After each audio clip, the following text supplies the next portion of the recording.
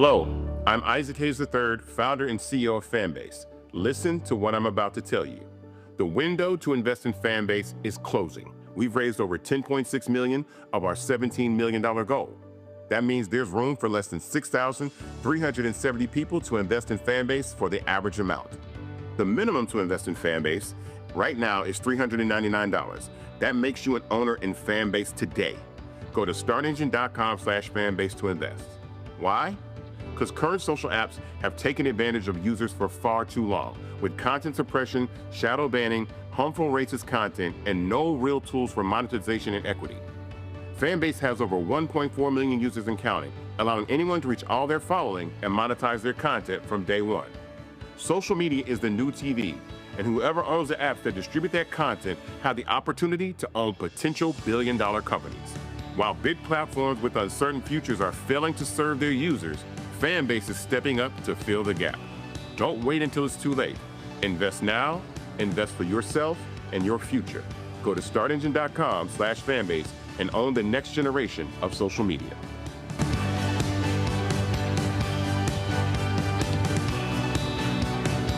Black Star Network is here. Hold no punches. I'm real revolutionary right now. Support this man, Black Media. He makes sure that our stories are told. Thank you for being the voice of Black America, Roland. Stay black. I love y'all. All momentum we have now, we have to keep this going. The video looks phenomenal. See, this difference between Black Star Network and Black-owned media and something like CNN. You can't be Black-owned media and be scared. It's time to be smart. Bring your eyeballs home. You dig?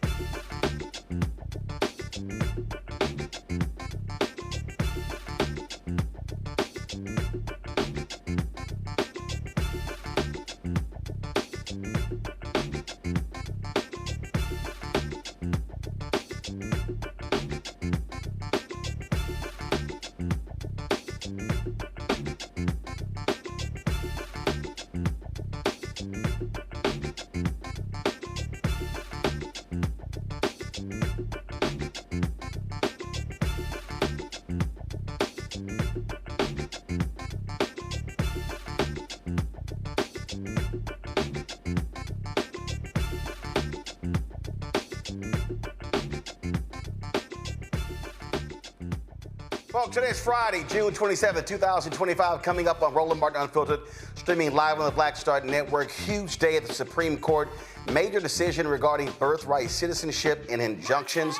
We'll break it all down. It is absolutely crazy what the right wing is doing. Also, Donald Trump talks to two African leaders and pretty much just insults black people. Yeah, we're going to talk about that and show you exactly what happened there. We continue to see what ICE is doing, how they are mistreating people all across this country, and the right wing does not care because for them, Donald Trump is doing exactly what they all want to be done. And also, we lose one of our greatest, one of the co-founders of the Whispers has passed away. It's time to bring the funk on Roland Martin Unfiltered on the Black Star Network. Let's go. He's got it. Whatever the miss, he's on it. Whatever it is, he's got the scoop, the fact, the find. And when it breaks, he's right on time and it's rolling. Best believe he's knowing. Putting it down from sports to news to politics. With entertainment just for kicks, he's rolling.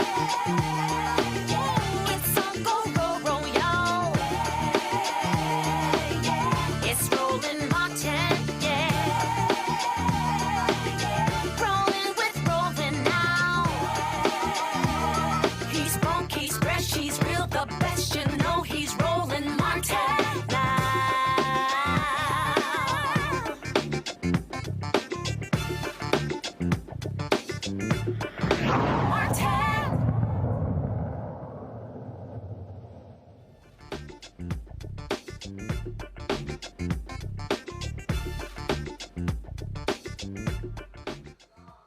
Two major Supreme Court rulings reshaping the legal landscape on reproductive rights and immigration.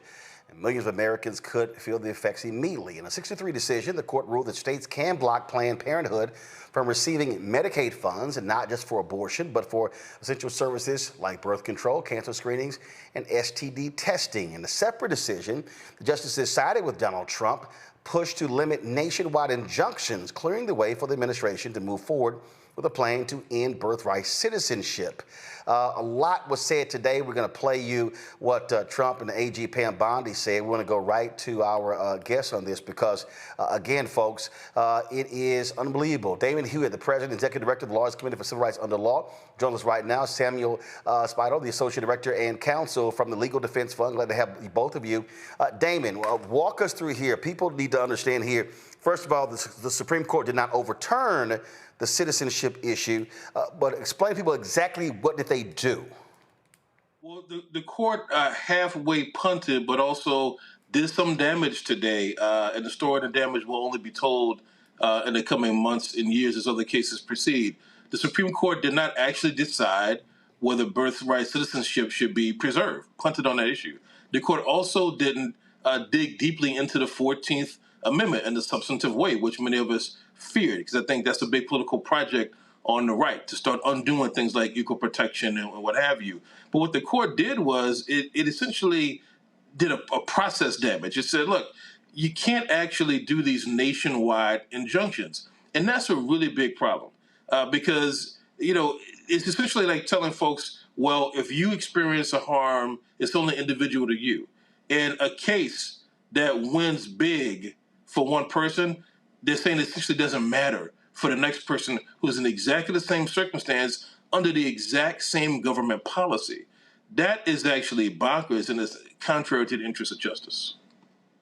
Samuel, the right had no problem with nationwide injunctions when Biden was president, especially related to student loans and other issues. In fact, Texas Attorney General Ken Paxton loved going to a particular judge, right-wing judge in Texas, to get those nationwide injunctions.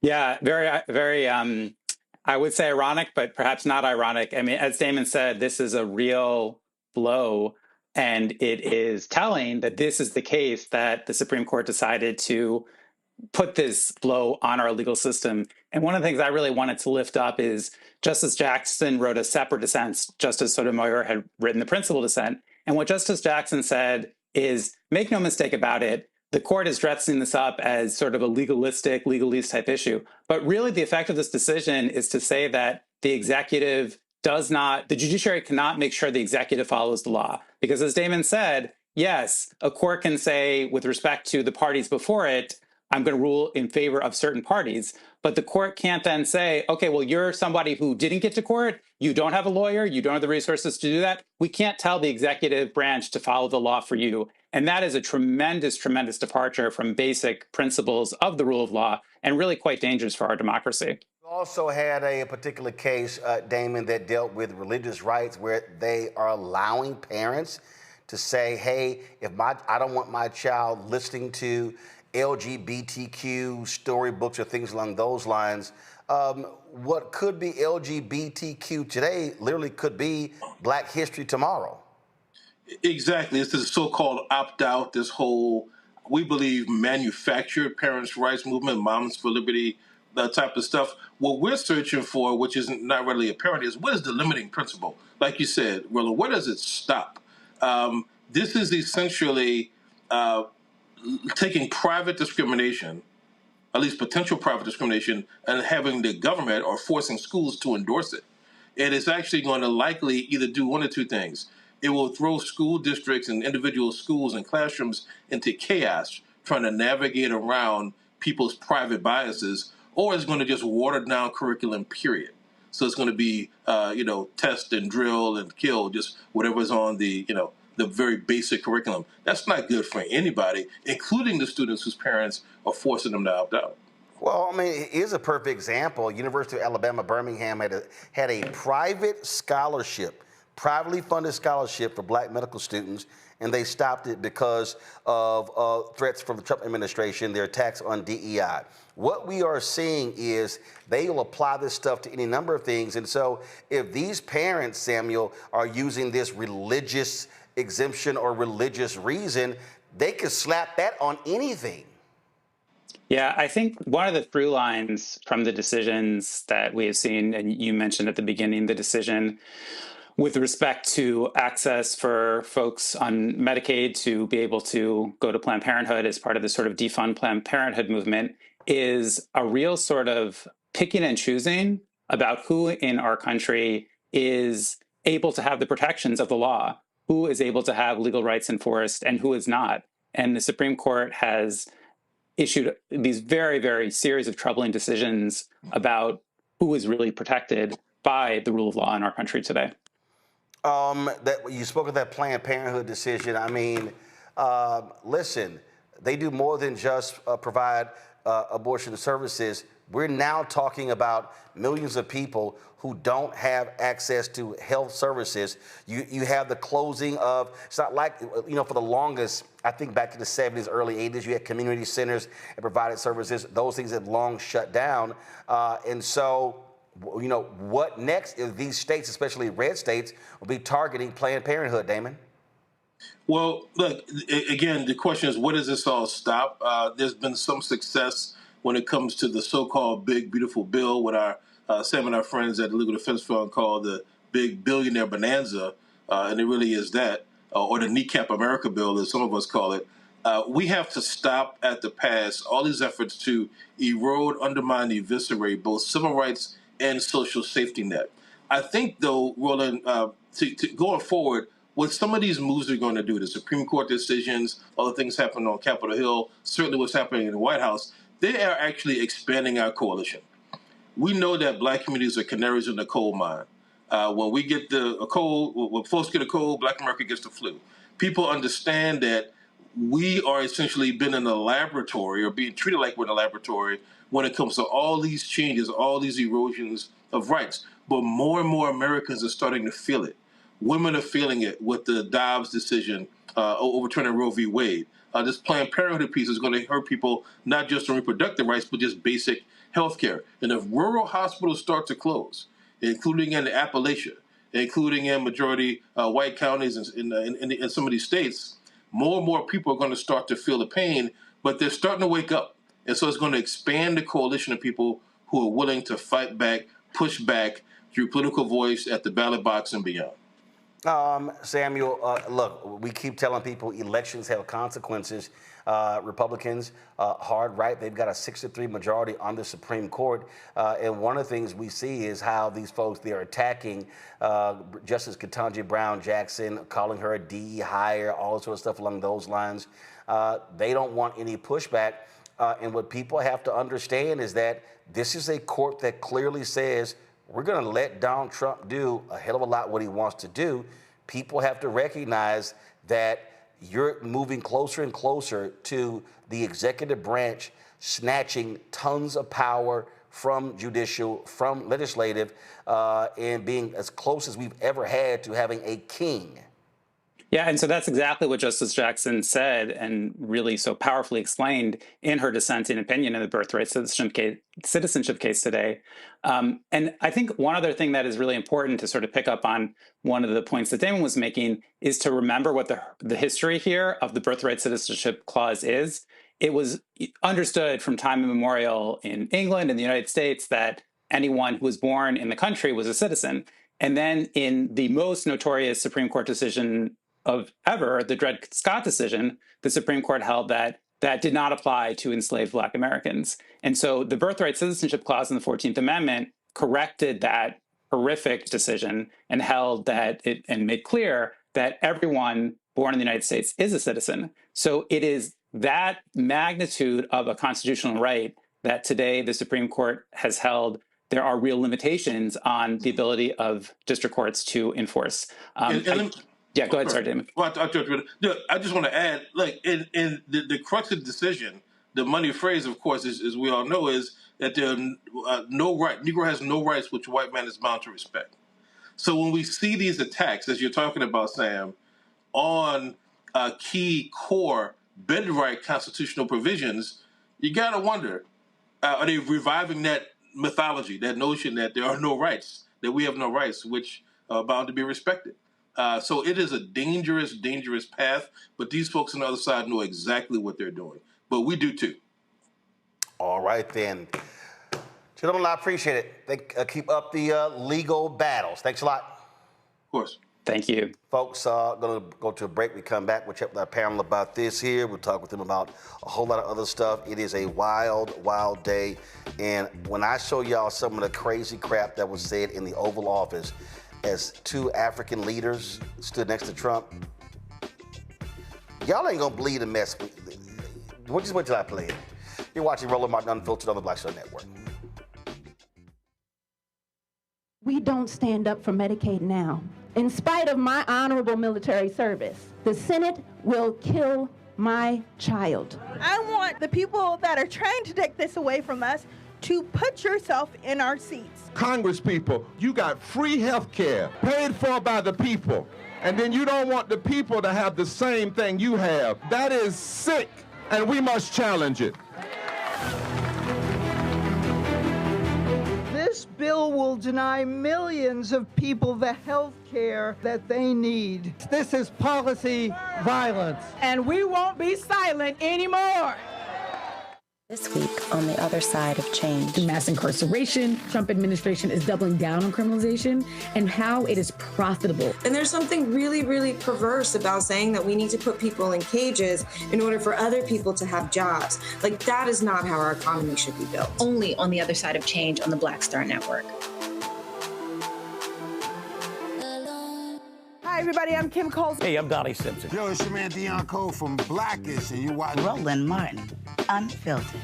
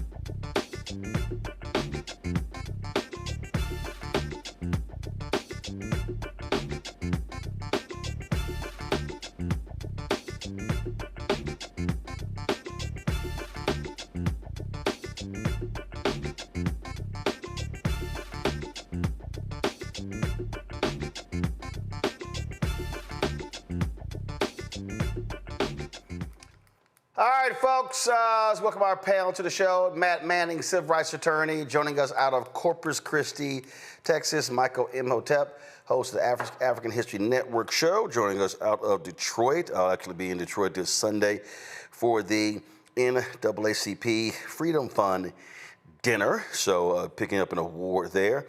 Also, Eugene Craig, CEO, X Factor Media, out of Baltimore. Matt, I'll start with you.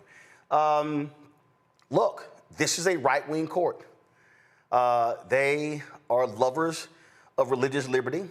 They will side with these right-wing folks as much as they can. That's pretty much what that LGBTQ religious rights decision is. But when you look at this whole issue, the right absolutely wants to get rid of birthright citizenship. And in fact, listen to the crap Trump said from the White House podium today. The Supreme Court has delivered a monumental victory for the Constitution, the separation of powers, and the rule of law in striking down the excessive use of nationwide injunctions to interfere with the normal functioning of the executive branch. The Supreme Court has stopped the presidency itself. That's what they've done. And really, it's been an amazing period of time this last hour. There are people elated all over the country. I've seen such happiness and spirit. Sometimes you don't see that, but this case is very important. I was elected on a historic mandate, but in recent months we've seen a handful of radical left judges effectively try to overrule the rightful powers of the president to stop the American people from getting the policies that they voted for in record numbers. It was a grave threat to democracy, frankly, and instead of merely ruling on the immediate cases before them, these judges have attempted to dictate the law for the entire nation. Thanks to this decision, we can now promptly file to proceed with numerous policies that have been wrongly enjoined on a nationwide basis. And some of the cases we're talking about would be ending birthright citizenship, which now comes to the fore. That was meant for the babies of slaves. It wasn't meant for people trying to scam the system and come into the country on a vacation. This was, in fact, it was the same date, the exact same date, the end of the Civil War. It was meant for the babies of slaves, and it's so clean and so obvious. But this lets us go there and finally win that case because hundreds of thousands of people are pouring into our country under birthright citizenship, and it wasn't meant for that reason. It was meant for the babies of slaves. So thanks to this decision, we can now promptly file to proceed with these numerous policies and those that have been wrongly enjoined on a nationwide basis, including birthright citizenship, ending sanctuary city funding, suspending refugee resettlement, freezing unnecessary funding, stopping federal taxpayers from paying for transgender surgeries, and numerous other priorities of the American people. All right, Matt, thoughts? So I'm going to address the religious liberty thing first and say I'm actually going to take the opposite tack. You know, I don't know how we can live in a country where we talk about not having an establishment clause or not having, having the free exercise of religion and then say that people cannot opt out. I think it becomes a bigger issue if the Supreme Court in subsequent cases says that a public school is now required to provide a religious class for those who opt out. And I understand all the policy arguments on it, but I also believe very strongly in religious freedom. So I don't actually have an issue with that case. I get where it comes from. I think that there are some policy issues that could cascade out of that, but I think if we're going to honor the First Amendment, we have to do that. So I actually don't have an issue with that decision. However, as it relates to the birthright citizenship, I have a big issue with that one because this court decides to be textualist and follow exactly what it says when it wants, and then it allows the president to have unprecedented expansion of executive power. But here's the long and short of it. I lost a case today in Houston. I lost a case where morally I could not be more right. But I lost it because my client lives in Texas in the Fifth Circuit. If she lived in Pennsylvania, she would have been able to bring the claim that I brought. I specifically asked the court to extend to her the same ability to bring the claim that she would have if she lived in a different state that she does not have because she lives here in Texas. The reason I tell you that is this. That is the real crux of this case and the crux of this whole issue. We live in a country that is super federalized. We know what's happening. I'm talking to you. You're in D.C., I'm in Texas, Michael's in Michigan, and the brother Eugene is in Baltimore. That is not something that existed in terms of technological ability when this country was founded. I tell you that to say we have a legal fiction that we continue to perpetuate in terms of, states' rights and in terms of you have a different, basket of rights living in one place as opposed to somewhere else. Nationwide injunctions are kind of an outcropping of that. The idea that a judge one place could stop the executive across the board is what the Supreme Court bought on. But the reason that's stupid is because the people who are affected by that same policy in Maryland or in Michigan or in Texas, a judge should be able to make a competent ruling that affects all of those people because the harm to those people is universal. So the legal fiction that exists here is the idea that, what we all know to be true, that a judge who's listening to it, who makes a decision when there's all these people who are similarly situated does not apply because it didn't apply in, 18th century England is bogus. But that's the legal fiction that we deal with. That's the legal fiction I deal with every day. And I don't know how we resolve that until we as a country are honest about the fact that we live in a country where everything is, simultaneously viewed. We see what happens across the country, across the world in real time. So it no longer really exists to say that what happens to a person in Pennsylvania should be governed by different rights and different rules than what happens to a person in Texas. And I think that's the fundamental tension that we're seeing here. And I don't know how that will be resolved until our Constitution has an amendment or until we start to have a more expansive interpretation of the Constitution and the laws as they apply. Eugene, very simple. They don't want that to happen. They want how issues are being decided in the Fifth Circuit to be the case for the entire nation. That's what they want.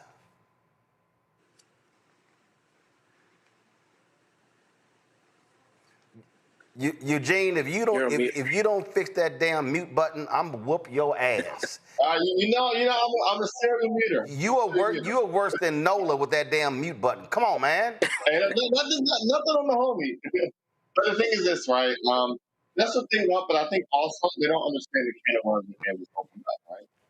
Okay, if injunctions aren't going to be nationwide, are they going to be just specific to the state or to the district that the judge resides in? Now you're going to have civil suits, class actions all over the place. And then on top of that, the next time you have a Democrat president or whatnot, actually, hold on, Eugene, I'm going to stop you there. For some reason, your audio is actually distorted, so y'all work with Eugene on that. Michael, if we're going to sit here and talk about the birthright citizenship, that means Barron Trump's got to go because he's an anchor baby. Yeah, when the same rules apply to them, they never wanted to apply to them. Okay, so this is what we're dealing with now. Let's take a step back. This is all straight out of Project 2025. This is what we were warning people about. Roland, you and I and others here on the show, this is what we're warning people about because this all deals with the fear of the browning of America. This deals with the fear that by the year 2043, white people will no longer be the majority population in this country. The 2020 census scared a lot of these white Republicans when the percentage population of white people in this country dropped below 60% for the first time since 1790 when the first census was taken. It dropped to 57%.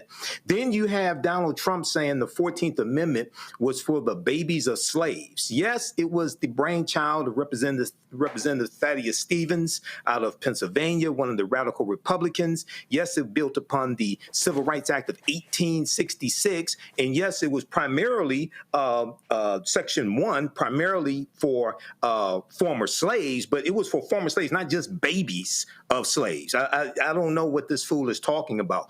And then this also was came about 1868. It was ratified July 9th, 1868, when Louisiana and South Carolina ratified the 14th Amendment to the U.S. Constitution. One of the reasons why it came about was because of the Dred Scott decision, March 6, 1857, as your guest just talked about, where Chief Justice Taney, who wrote the majority decision, said that Negroes had no rights, that white people were bound to respect. He said they were not citizens, but also, just so people understand, the U.S. Supreme Court in that case also ruled that the Missouri Compromise of 1820 was unconstitutional because it robbed slave owners of their Fifth Amendment right to due process, and that nullified Dred Scott, whose real name was Sam Blow. It nullified part of his argument because he was taken into Illinois, which was a free state, and he went into Wisconsin, which was a territory.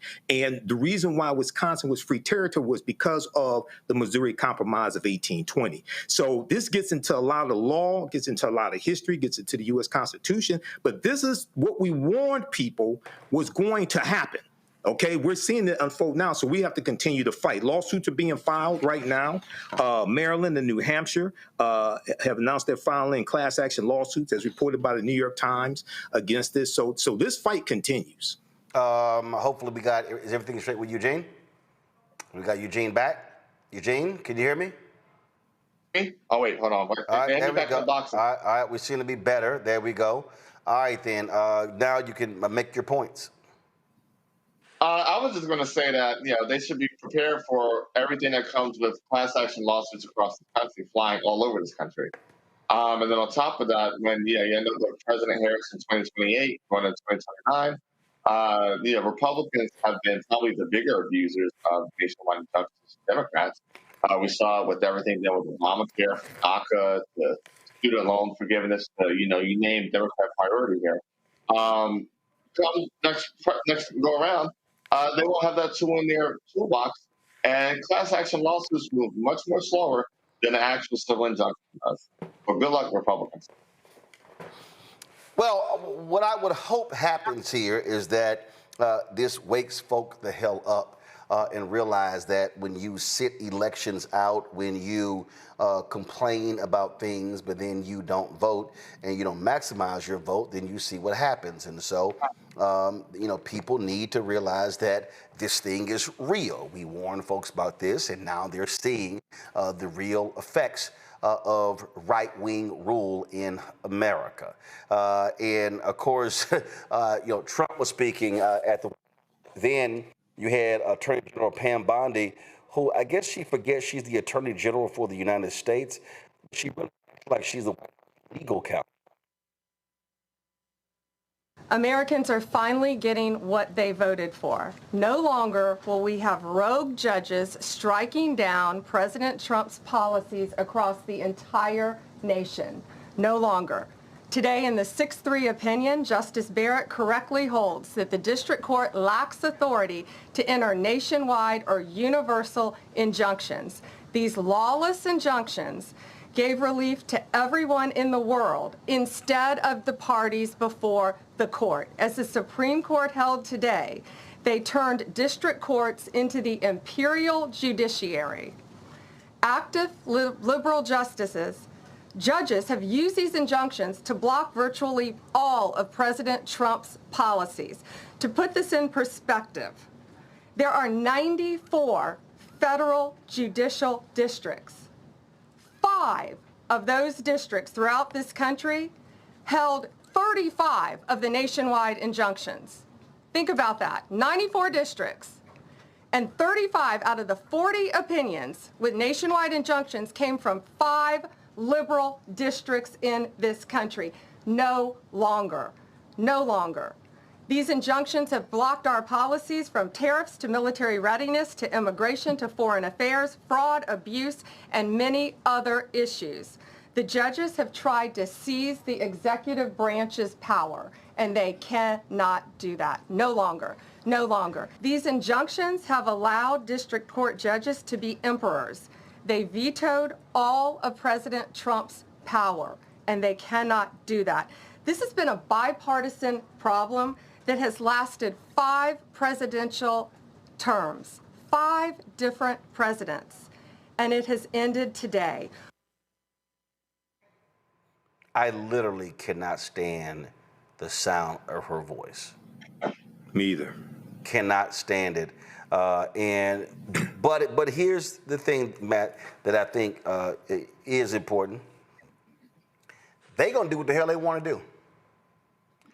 The previous Attorney General was sorry as hell.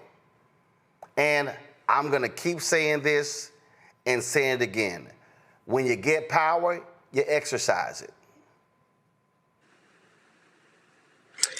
Well, first, let me give you good news that you may not know. I was trying to find the exact numbers, but Pam Bondi's brother ran for president of the D.C. bar. Oh, got his ass dusted. Demolished. I mean, just demolished. I don't even remember the percentage, but I think it was sub 10%. So there's one benefit, at least the D.C. lawyers were like, nah, we're not the ones.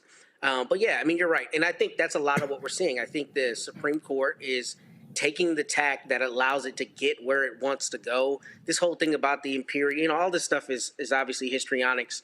But the thing about this court or this president is you want to talk about bipartisan. From all of those presidents from the 5 administrations before, what was bipartisan is the Justice Department had a separation from the White House, so that you didn't become the White House's in-house law firm. The White House has its own counsel. Pam Bondi is not supposed to be essentially his outside counsel. That's how DOJ is operating. And, whether you want to debate the merits of the nationwide injunctions, it goes back to the federalism issue I was talking about before. If you read the syllabus to this opinion, all they talk about is how nationwide injunctions in courts of equity were something that don't have an analog in 18th century England. But the reason I think that is stupid is because we're at the point where we don't live in 18th century England. The law has to change, and it necessarily has to evolve with time. And what I see the Republicans do in this conservative court is they hearken back to this crazy, Scalia-type textualism every time they want to get to the point that they want to get to, which is giving Donald Trump what he wants. They're just finding a vehicle to get to that destination, and that, I think, is intellectually dishonest, but I also think it's dishonest with what we are as a country. We are no longer a country of 50 little states, 50 little fiefdoms. No matter how much we try to convince ourselves of that, we live in a country that is a globalized nation now. And the legal fiction that we're going to keep acting as though that isn't reality is just not going to get us anywhere, and it's going to continue to divest us of rights, particularly when you live in a Texas or a South Carolina or somewhere that does not want you to have rights, when the people in power are just continuing to give rights to people who look like them and divest them from others. So, I mean, we have to get to the point where we're honest intellectually about the country we live in. And again, here's the reality. The folk who actually give a damn, they're going to have to go hard at the ballot box. And it's as simple as that, Eugene. They got to go hard. I mean, you're dealing with people who want to, I keep telling people, they want to lock in power for the next 100 years. This ain't no cute little exercise. This is real power. Listen, Hillary tried to tell you, Kamala tried to tell you. You had a Secretary of State trying to tell you, you had the Vice President trying to tell you. And now for the second time around, people are realizing they both were right, and they're feeling the effects of it. We saw what Jefferson Beauregard did in 2017 when Trump took power in the first term. We're now seeing what Pam Bondi's going to do for Trump as Trump took power in the second term. And the thing is this, the midterms are still a year and a half away, which gives them a very long time to do a whole lot of damage. While people are out protesting Vice President Harris's rallies, and you had the up in Dearborn and some other places, they were going to protest vote, and everybody's sitting back worried, but what is Sleepy Joe doing? What is Sleepy Joe doing? Well, Sleepy Joe made sure he confirmed as many judges as possible at both the appellate and district court level, because of situations that we all saw coming just like this. That's why we're seeing the institution itself being attacked. Pam Bondi just today filed a lawsuit against the entire Maryland federal judiciary because they don't like the rulings coming out of Maryland. I believe we're one of those 5 districts that she's pointing out and whatnot. But the thing is this: people have to vote like their lives depend on it, because their lives literally depend. Absolutely. Michael, about 30 seconds before I go to break. Well, seeing that display from Pam Bondi today is an absolute disgrace. And when you study the history of the U.S. Department of Justice, it was created in 1870 largely to enforce the new rights of black people, like voting rights. Okay, so when you look at what they're doing today, this is what you get, and she's acting like Donald Trump's defense attorney as opposed to being the people's attorney. That's what the attorney general is supposed to be, the people's attorney. Yeah, but she serves one person. All right, folks, going to a break. We come back. How is it you have a political assassination in Minnesota, and for mainstream media, they just sort of forget it actually happened? Well, today, former President Joe Biden paid respects to of course, the former House Speaker of Minnesota. I'll show you some of that when we come back on Roland Martin Unfiltered on the Black Star Network. Don't forget, support the work that we do. Join our Bring the Funk fan club. If you want to join via Cash App, you can use the Stripe QR code. This is it right here. And of course, if you're listening, just go to blackstarnetwork.com, RolandMartinUnfiltered.com to get the code for that. Check some money order. Make it payable to Roland Martin Unfiltered. Send it to P.O. Box 57196, Washington, D.C. 2003 7-0196. PayPal is R Martin Unfiltered, Venmo RM Unfiltered, Zelle Roland at RolandSMartin.com, Roland at RolandMartinUnfiltered.com. We'll be right back. If we don't stand up for Medicaid now, in spite of my honorable military service, the Senate will kill my child. I want the people that are trying to take this away from us to put yourself in our seats. Congress people, you got free health care paid for by the people, and then you don't want the people to have the same thing you have. That is sick, and we must challenge it.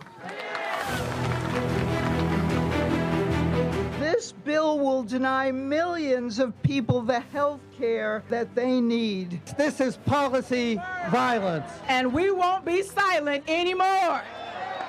On the next Get Wealthy with me, Deborah Owens, America's Wealth Coach, the wealth gap has literally not changed in over 50 years, according to the Federal Reserve. On the next Get Wealthy, I'm excited to chat with Jim Castleberry, CEO of Known Holdings.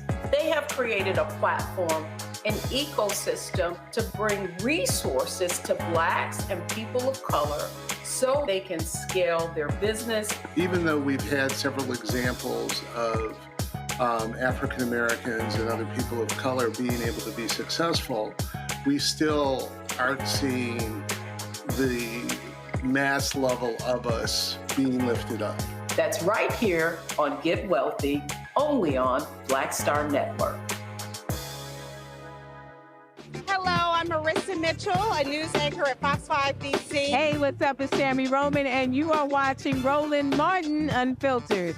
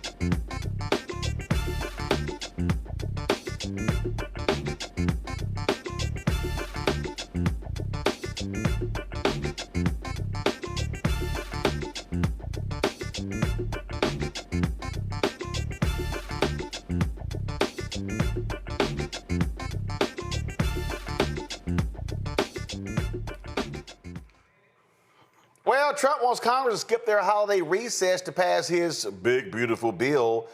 But guess what?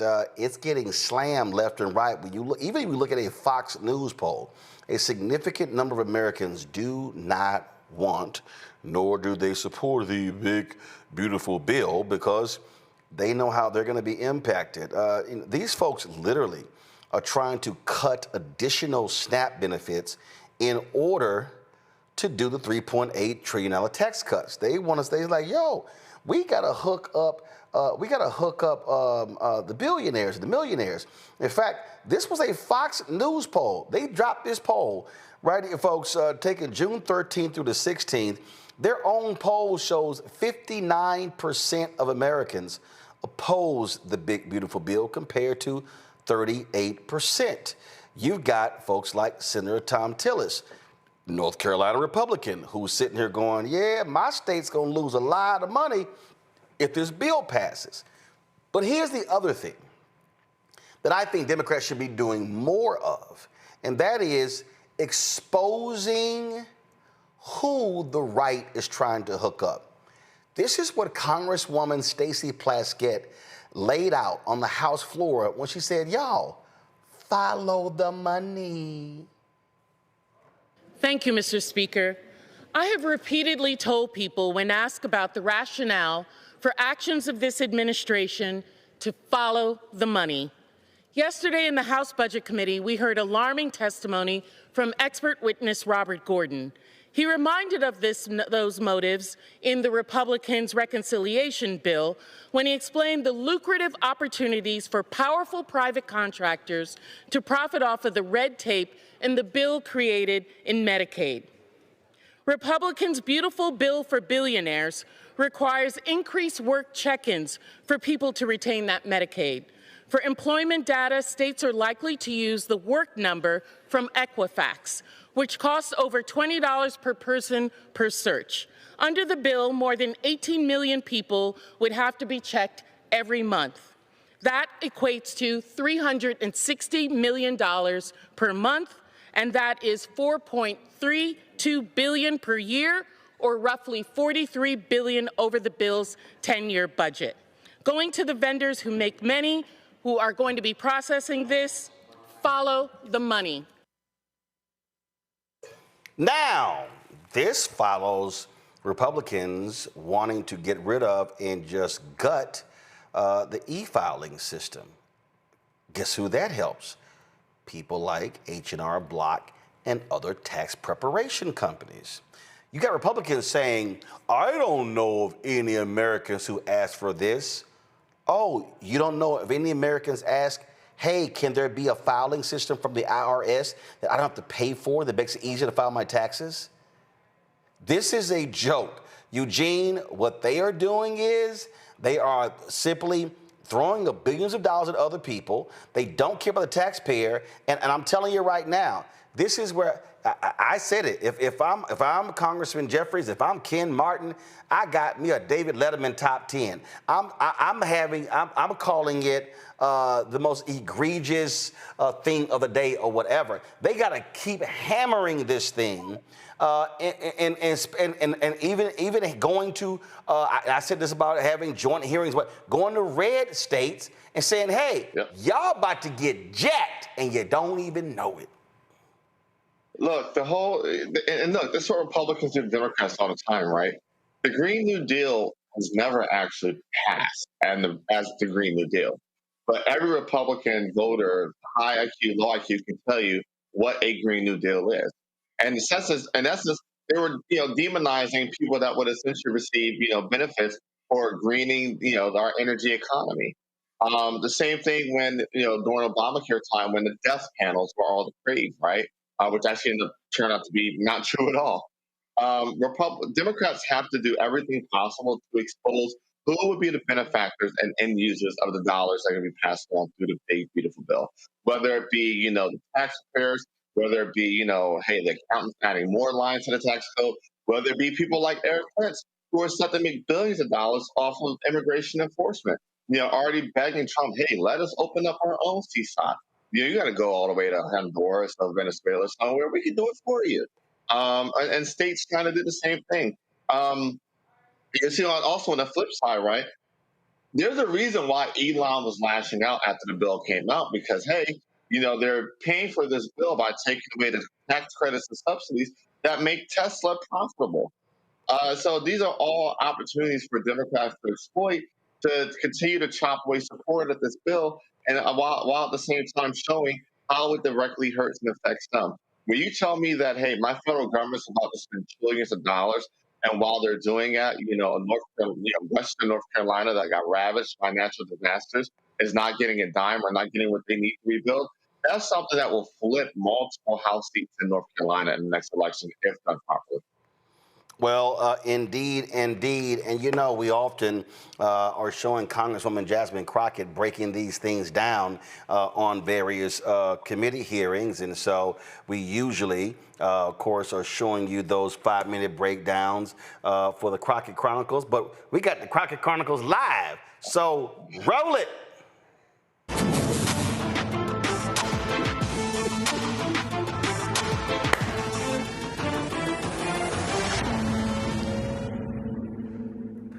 All right, Congresswoman Jasmine Crockett is in the house. Glad to have you. What's happening?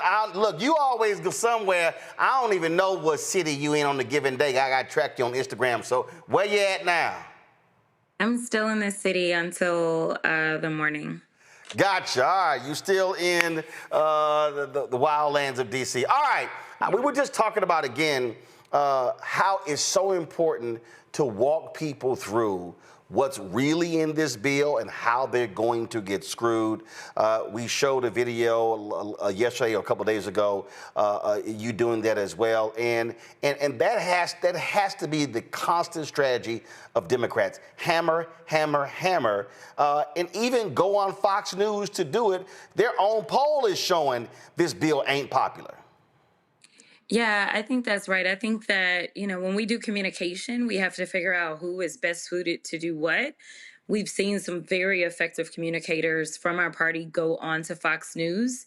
And if you are effective when it comes to that very hostile and non-truth environment, then I think it absolutely is a good place to put those voices, especially right now.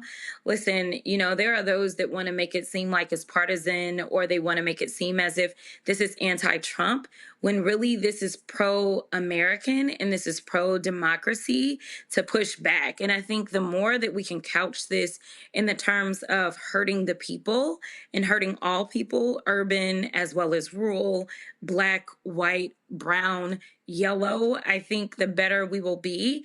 But so long as people believe that this is just us going against Trump, I think that we'll fail. Absolutely.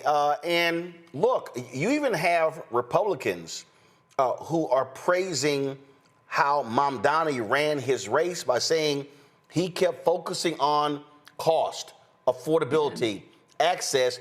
That's the stuff that was resonating with people across the board. And I think by doing that, by saying, hey, this bill gets passed, your cost's going to go up. You're going to be, the rich gets more. You're going to get less. And they are taking things away from you that Americans, especially a lot of broke red states, need. Yeah, that's exactly right. And I'm glad that you brought up the race in New York, because it's been quite disgusting, the things that have resulted from his win. Listen, I don't really care who you supported. I mean, half of these people didn't even participate as it relates to this mayoral. But the idea that it's okay to go out and do all types of hateful things just because this is someone who's Muslim, I think that we all have to stand together and denounce that. I mean, we have freedom of religion in this country, and so many have decided that they would attack him or his religion simply because they don't want to talk about his substance, the things that you're talking about, the things that actually potentially won him the election, talking about affordability. They want to continue to distract with their hate and their inflammatory rhetoric. And I think that we all have to tell them that no, not on our watch, and focus on us. Stop focusing on all these nonsensical attacks that have nothing to do with whether or not the person is qualified to do the job. Ultimately, I think that if he is going to win the general election, it will be because he continues to focus on the people. Anybody that decides that they want to focus on things such as his religion or the fact that he's not necessarily born here, then I think that those people are going to lose. I just think that the average American is tired of the nonsense and wants people that are looking out for them and whether or not they are going to survive Trump 2.0. And right now, a lot of people are finding out that Trump 2.0 is not 2.0 because it's an upgrade, but instead it's a downgrade. Well, this is also why, again, where you go, how you communicate, all those things are important. Listen, there are some people in the Democratic Party, in the U.S. House, they don't like your style. They don't like your tone. They said the exact same thing about Congresswoman Alexandria Ocasio-Cortez. The same thing about Congresswoman Ayanna Pressley, Katie, escaping me right now. Porter. Katie Porter. We can go. I mean, same thing. And here's the reality. What people, and I get this wherever I go. People are looking for someone who's a fighter. And there are people even on the right who say, hey, I may not agree with your policies, but hey, you're out there fighting, and this is not a time to play it safe, to do the usual Washington, D.C., oh no, my gentle colleague, all that nonsense. They ain't trying to hear that. Yeah, you're absolutely right. I mean, one reason that Fox News is obsessed with me, even though I'm never on there, but I'm always on there, is because they are trying to telegraph to their own followers, because I actually break through even to Republicans. And I think that that is what's so scary for them. It's not whether or not Democrats like me, it's whether or not Republicans like me. And frankly, anybody that is fighting and is just laying it out. You know, I am known for really bringing the receipts. I'm known for making sure that I back up what I say with the facts. It kind of ends up being kind of irrefutable. And that's what people are looking for right now. I just read a quote from one of the candidates in the mayoral in New York, and he said, right now, the fight in the Democratic Party isn't about, you know, progressive versus conservative Democrats. It's actually the fighters versus those that will fold. And I think that that's absolutely right. I think that the fight isn't necessarily specifically over the policies so much as it is over who it is that people believe are actually fighting for them. Talked about Fox going after you. Trump really can't stand you. He can't stand that. And he placed a call to the governor of Texas saying, can't you change those congressional lines to get rid of that black woman? That ain't what he said, but that's pretty much what he said. They want to change the congressional lines to get rid of your district, which is going to be a little hard to get around Section 2 of the Voting Rights Act, because you are kicking his behind, which says that means you're getting under Donald Trump's skin. Yeah, this is one of the most alarming things that hasn't really been put out into the atmosphere, is that Donald Trump knows that he's deeply unpopular, but he doesn't care. And so he remembers what happened in his first term when he only had the House during that first half of his term. So instead of allowing the people to rise up like the people most likely are planning to do so that the Democrats can take over the House, he's decided that he wants to go after multiple seats in the House as it relates to Texas. The first two phone calls that I got from the House, this is while they were still in session, and this was before any reporting had come out, was that he wanted to come after myself and Al Green. Ultimately, once reporting started to come out, it said that he wanted to try to squeeze out an additional 5 seats. We only have 13 Democratic seats in the state of Texas right now to 25 Republican seats, which is completely skewed and gerrymandered as it is. And so, yeah, this is his little project to hopefully hold on to the House, the same like he did in North Carolina. And he's also planning to go after Ohio as well, and targeting 2 women there in the state of Ohio. So people need to wake up and understand that, like, ultimately, if we don't have the numbers, it's not because we're not out here working. It's not because we're not trying to win. But when the system is rigged against you, there's only so much that you can do. So it'll be interesting to see what some of our blue state governors decide to do, whether or not they decide to push back and say, hey, 2 can play this game. If you want to sit up here and try to play with those Democrats that are in red states, then we can play with the Republicans that are in blue states. So we'll see ultimately how this kind of shakes out, but he's already called a special session in the middle of July, I believe around like July 15th. And we will find out whether or not he's going to put redistricting on the call. We talk about, again, gifts from, or I call it manna from heaven, the gifts being given. Kentucky Senator Mitch McConnell gave Democrats, I think, a really great gift when he was asked the question about Medicaid cuts in his home state. This is literally what the senior senator from Kentucky, the man who was the Senate Majority Leader, said, they'll get over it.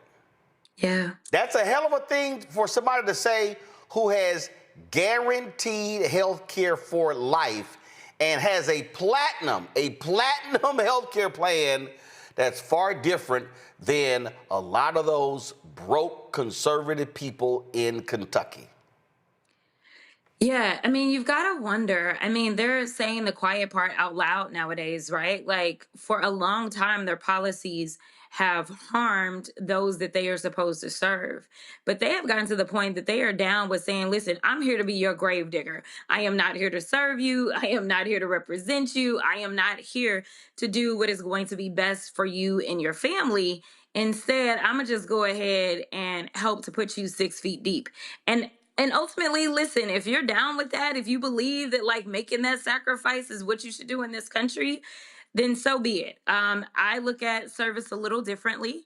And so I'm going to keep pushing the real truth out there about how harmful it is and explain that I am against this because I know that the people that elected me from Texas 30 and sent me to DC, that they are against it because that's someone's mother. That's someone's grandmother, uncle, father, sister, brother, child.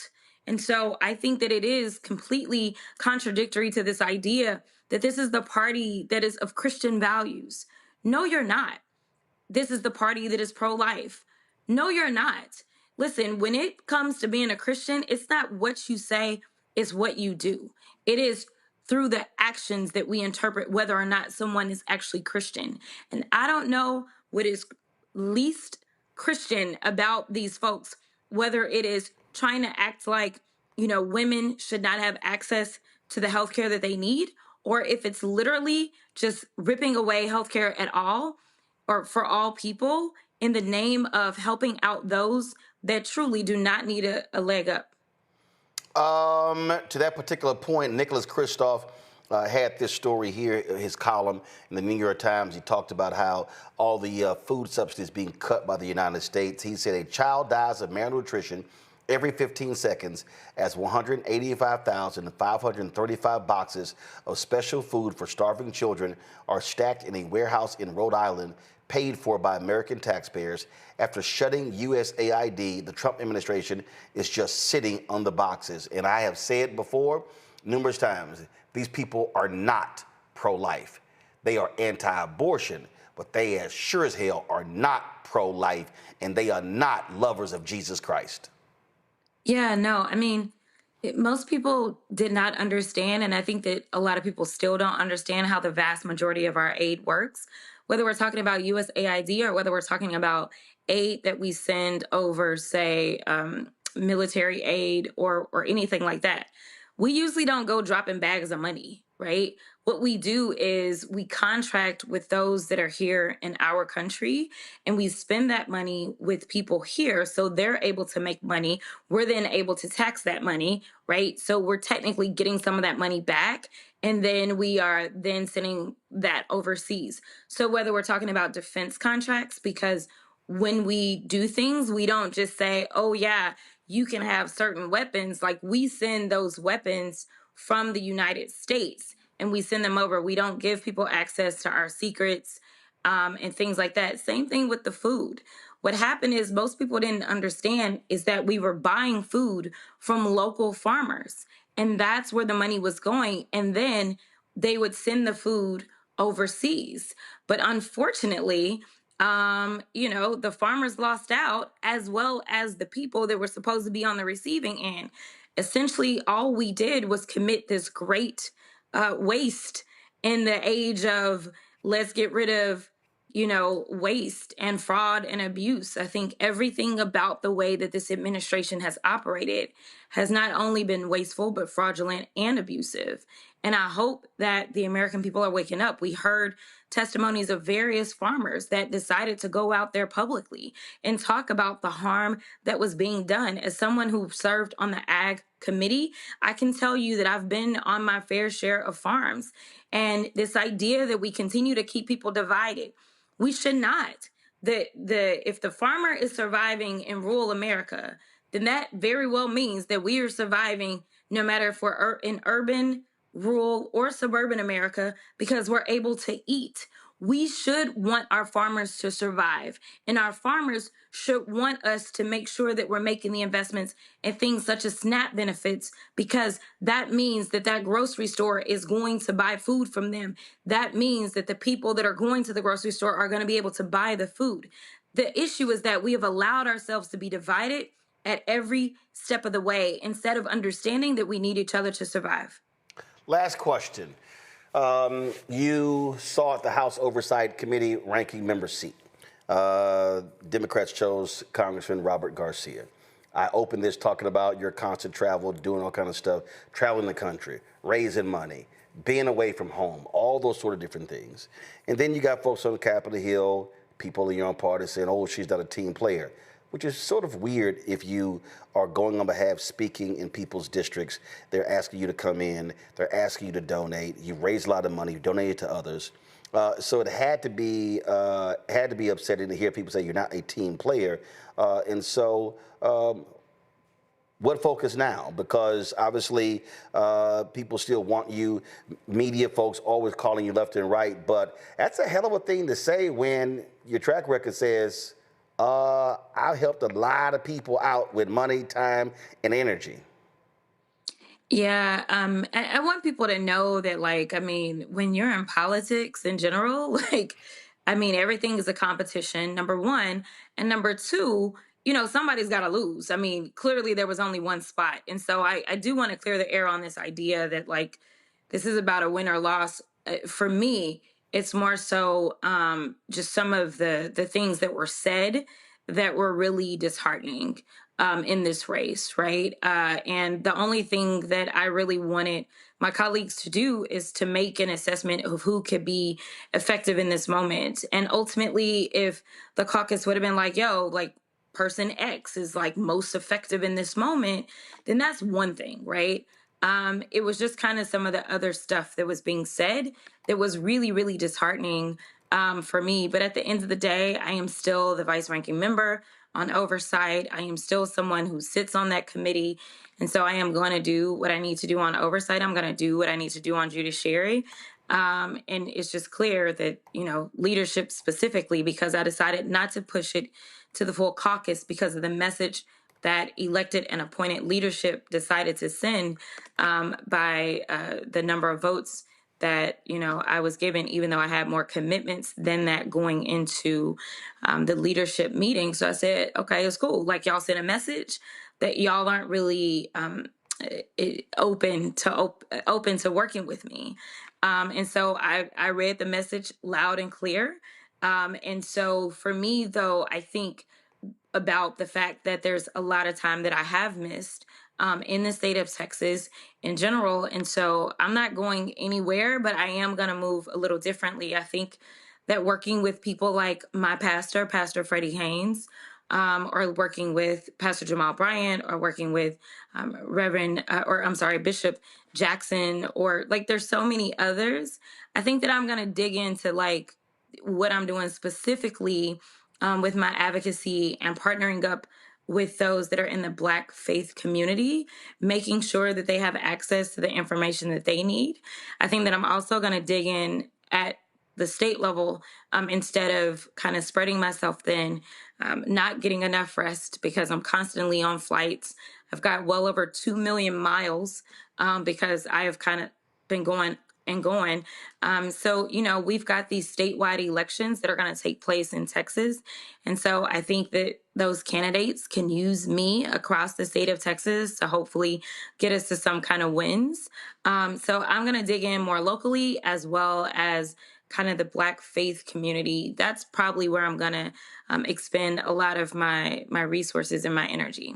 All right, then. Congresswoman Jasmine Crockett, we appreciate it. Long week. Get some rest. Yeah, thank you. All right. Thanks a bunch. Folks, going to go to a break. We'll be right back. Roland Martin Unfiltered on the Black Star Network. We don't stand up for Medicaid now. In spite of my honorable military service, the Senate will kill my child. I want the people that are trying to take this away from us to put yourself in our seats. Congress people, you got free health care paid for by the people, and then you don't want the people to have the same thing you have. That is sick, and we must challenge it. This bill will deny millions of people the health care that they need. This is policy violence. And we won't be silent anymore. Next on the Black Table with me, Greg Carr, a very different take on Juneteenth with the one and only Dr. Sunyata Ahmed. We'll explore the amazing foods, remedies, and rituals that are a part of our history and the Juneteenth holiday. So it's our responsibility to return the healthier version to our folks instead of just the red liqueurs marketed to us, the red sodas and the other things. I mean, why does the Kool-Aid man have to sound like Louis Armstrong? He's like, oh yeah! Yeah, right. An enlightening and tasty hour of the Black Table, only on the Black Star Network. What's up, y'all? This is Wendell Haskins, a.k.a. Win Hogan at the Original T Golf Classic. And you know I watch Roland Martin Unfiltered.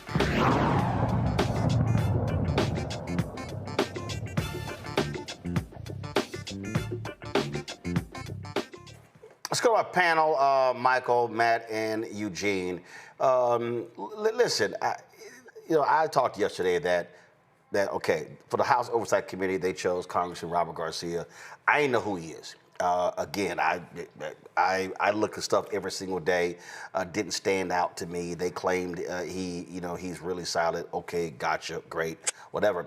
But for the life of me, I don't understand why, if you are a Democrat, if you are Democrat leader Hakeem Jeffries, if you are DNC Chair Ken Martin, if you're any of them, I want my best people on the field. I want my best communicators. And if I've got somebody who's raising a hell of a lot more money than other people, who is selling out dinners, that speaks louder than how somebody is moving on Capitol Hill. You put your best players on the field, not on the bench. I'll start with you, Michael. Yeah, I think so. Representative Jasmine Crockett is highly intelligent, highly effective. I follow her on YouTube as well as Instagram.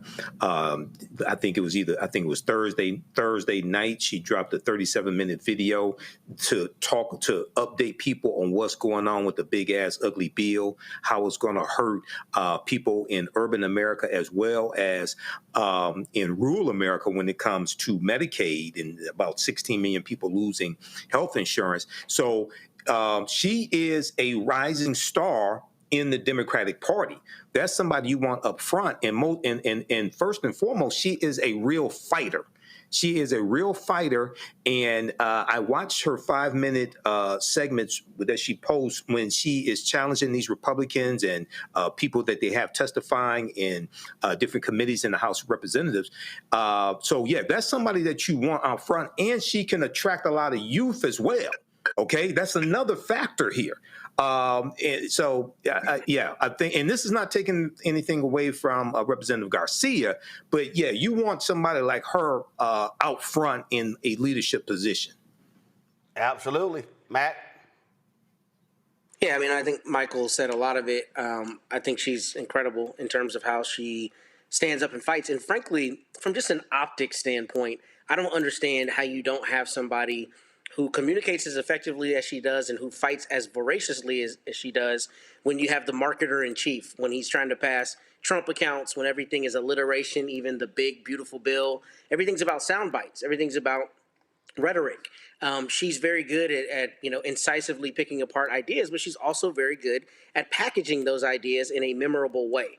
The Democrats have to realize that they're fighting fire with policy is not going to get you down the road if you have the wrong communicators of that policy. It needs to be fire and policy. And when you're not picking people who are able to bring that energy and keep that energy, then you're not able to get that messaging across. And that's what I think is so strange about this. I don't understand why the Democrats haven't figured out a way to put these rural Republicans, people from Texas, in a bind when you look at these big tax cuts that are going to affect people's lives in a measurable way.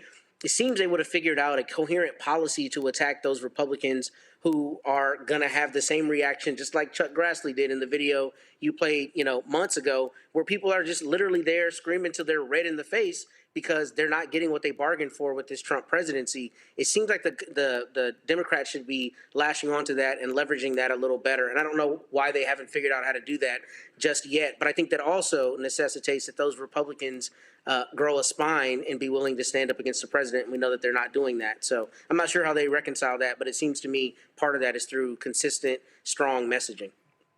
Eugene? I'll put my consultant hat on for a second here, right? Elections come down to three things: money, media, and manpower. Jasmine Crockett is one of the highest fundraisers, not just in the Democrat caucus, but in Congress, right? And when you're bringing on the crop of new candidates, getting a crop of getting your bench together, you need somebody like her that can help people raise money, right? Give the cosign, right? Give the cosign to the small and large donors. Say, hey, this person has my mark and seal of approval, and open up your wallets to them. Media, Fox News is obsessed with her. CNN's obsessed with her. We have our, we black owned, so we're gonna cover it regardless. But at the end of the day, the ability to garner media when you have 30 odd members of Congress fighting for the same airtime is valuable. Manpower. She's able to mobilize people across the country. And particularly, I understand, her wanting to move around and move differently, but I think also she should keep in mind that Black women across the country are looking at her for leadership. And, the ability to mobilize people is a special, special one. And look, she's in that rarefied air of people that could actually be a difference maker and a lot of toss-up elections, especially with particular constituencies. So I do think that, House leadership, I don't know what Hakeem Jeffries is thinking on some of these things, I'm going to be honest with you. I don't know what Ken Martin is thinking of some of these things. But if on both of them, I'm trying to figure out the best way possible to use her effectively. In 2012 and 2015, when you had your Rand Pauls, your Marco Rubios, your Ted Cruzes, your Scott Walkers, Jim Jordan made his name, Daryl Issa was making a like. Ranks had all these dudes deployed out across the country and made sure, hey, one of y'all going to emerge our presidential candidate, but right now all y'all hot. So, and there's 3,000 counties, 50 state parties, multiple district parties. We got 500 or so candidates running at the federal level.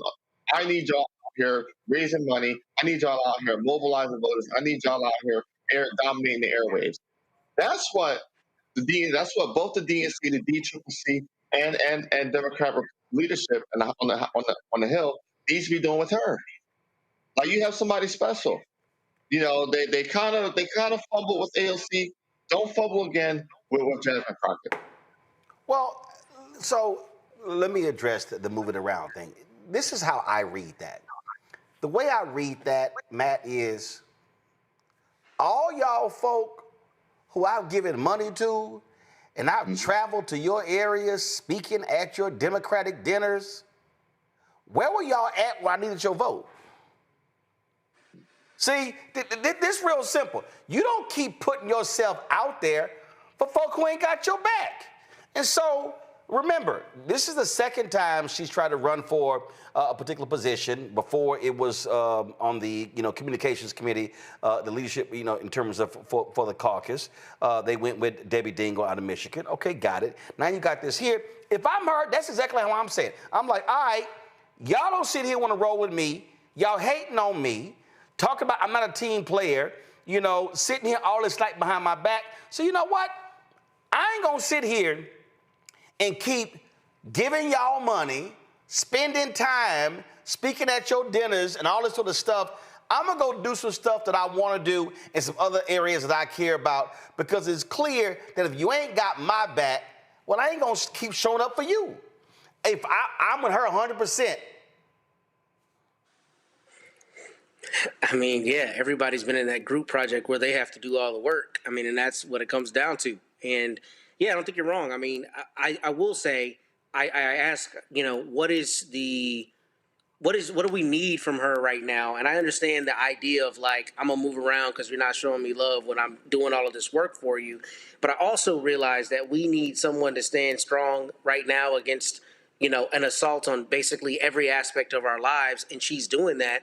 And maybe I think that there's a fair question about whether that moving around, so to speak, needs to come later once things are settled. But also, this is going to be 4 years of a current onslaught from this administration. And, maybe that will energize other people to come out. Although it seems that Democrats are just not finding their footing in terms of messaging or anything in terms of stopping that onslaught. So I don't want to put all that on her shoulders either, because I think, sometimes they try to play that both ways. You're not a team player, but when we're getting outsized performance from you and you decide to step back to let other people step up and they don't, then you're not a team player. But you know what? But see, I don't necessarily think I don't believe she's saying I'm going to step back so y'all can step up.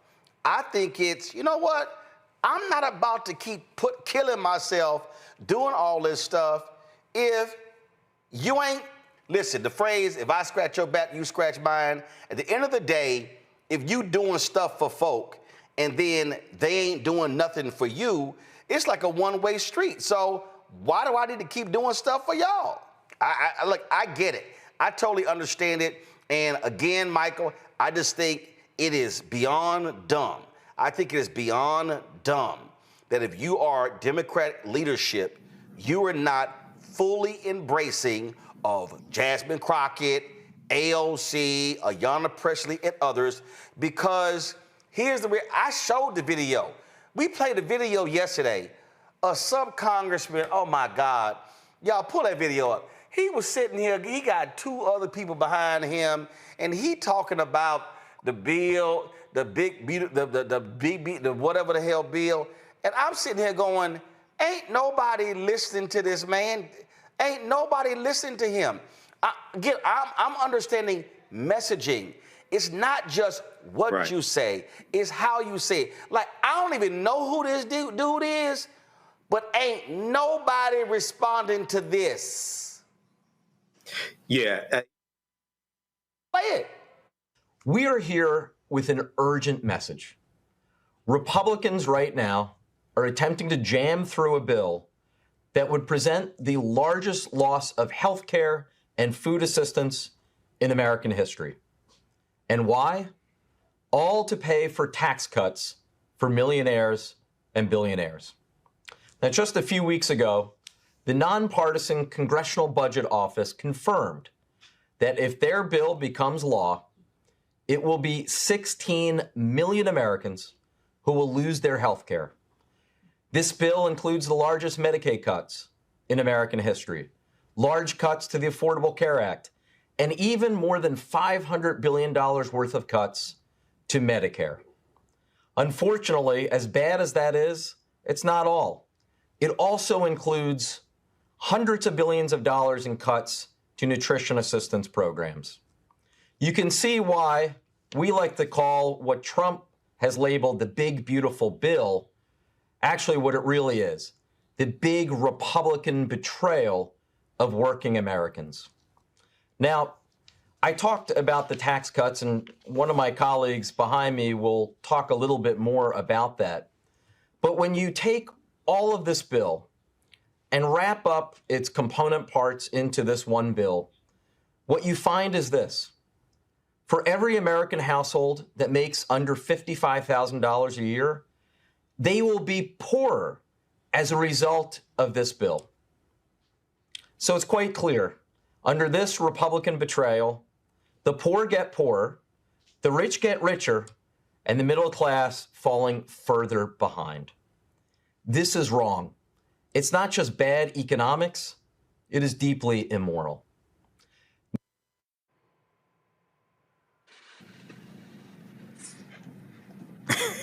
I know I'm hot, guys. I got it. He put me to sleep. I'm sorry. Were any of y'all engaged for those 90 seconds? No, and I'm pretty sure No. you know, Like- that video probably went nowhere. So nobody. Well, I'm gonna tell you what it is. It's the big Republican something working people. Oh my God. So, you know, oh my well, God. I know you're gonna play the. I know you're gonna play the video when you call my name. I'm sorry to cut you off, but this is something. I'm glad you played it though. This is something I was thinking about earlier today. I consume a lot more media and news than the average person, and a lot of these African American politicians I follow on social media as well. From my analysis, a lot of the black politicians fight harder than the white ones do. Okay, what we just saw, first of all, he looks like he wants to run for president, number one. Number two, it's boring. It's not going to engage people. It's not going to get them to stop. If that was scrolling on social media, TikTok or Instagram, it's not going to get people to stop. But not only that, did you hear anything specific? Like, you got to illustrate. I was just like. That's my next point, because, you know, you need to have some illustrations, some poster boards behind you, breaking down bullet points, things like this. But hold on, but how he looked like one of those FBI Department of Justice news conferences. Where the attorney general was standing there, and you got the U.S. attorney over here and the investigator. Ladies and gentlemen, I'm here to announce that we have filed federal charges again. Y'all, this thing is, oh my God. Right. He looks like he wants to run for president. And the other thing is... What, student council president? No, president of the United States. No, that ain't even president of the United States. But the other thing is, they listen to these white political consultants. Okay, these white political consultants who never won, most of them never won an election themselves where they were the candidate. They listen to them on how to present themselves to the public. That's why that stuff is not working. That's why Jasmine Crockett, Ayanna Pressley, Nikema Williams, that's why LaMonica McGyver, that's why they're so effective and they resonate with a lot of people, especially African Americans. I just, Eugene, I'm sorry. That's just, I'm again, if I'm trying to sit here and talk to people about how this bill is so awful, I want to send out my fire breathers. I want to send out my folk who gonna flame their asses. That's what I want to do. I agree. The thing is this, right? I go back to the 2015 presidential cycle. The reason we know Ted Cruz's name and the reason we know Jim Jordan's name is because they were fire breathers. They were lighting them up. You know, the right went crazy about AOC, not because she, you know, popped off a Democrat powerhouse, but because she was able to go out there and light people up, stay with Ayanna Pressley and now with Jasmine Crockett. If I'm Democrats right now, I am looking to build up that next wave of Jasmine Crockett. And I'm, you know, probably more than likely if I'm the NCTR, which I'm not, but if I was, I would be doing everything possible to empower her to be able to go grab that next wave and that next wave. Because going to look 2026 and 2028, you're going to need everybody. This is a 3,000 plus county battle that's being fought. They just announced, Dan Bacon's not going to run for re-election. That's a prime pickup seat, right? And guess what? You're probably going to want a Jasmine Crockett to go in there and help some startup, young Democrat that's going to run on that seat raise some money. But if you're getting people like her to the sidelines and not keeping them on the field, you already set yourself up for losses. Absolutely, absolutely. They just crazy. They just crazy. And that's just who they are. So it's a trip. All right, y'all. Gotta go to a quick break. We'll be right back. Rolling Martin Unfiltered on the Black Star Network. If we don't stand up for Medicaid now, in spite of my honorable military service, the Senate will kill my child. I want the people that are trying to take this away from us to put yourself in our seats. Congress people, you got free health care paid for by the people, and then you don't want the people to have the same thing you have. That is sick, and we must challenge it. This bill will deny millions of people the health care that they need. This is policy violence. And we won't be silent anymore. Hey, this is Motown recording artist Kim. You are watching Roland Martin Unfiltered. That boy, he always unfiltered, though. I ain't never known him to be filtered. Is there another way to experience Roland Martin than to be unfiltered? Of course he's unfiltered. Would you expect anything less? Watch what happens next.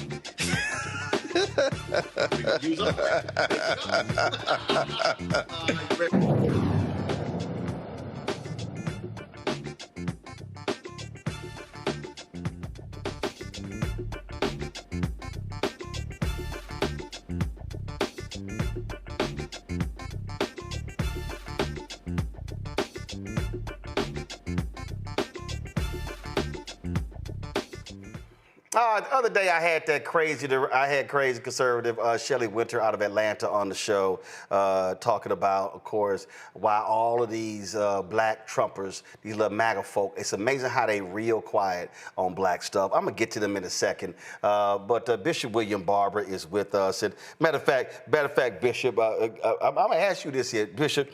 There's this John Amanchukwu, a Nigerian immigrant. I think he's actually in Wake, North Carolina or something like that. He's the one who's aligned with Trump. He wears his little 47 hat on Instagram and YouTube and all this stuff. He's joining with Trump on banning books. He's all about talking about LGBTQ stuff. But it's amazing how folk like him, when Trump was trashing African nations, this African immigrant don't say nothing. When they have an anti-black agenda, this African, go on, show his face. Just show his face, this little Amanchukwu.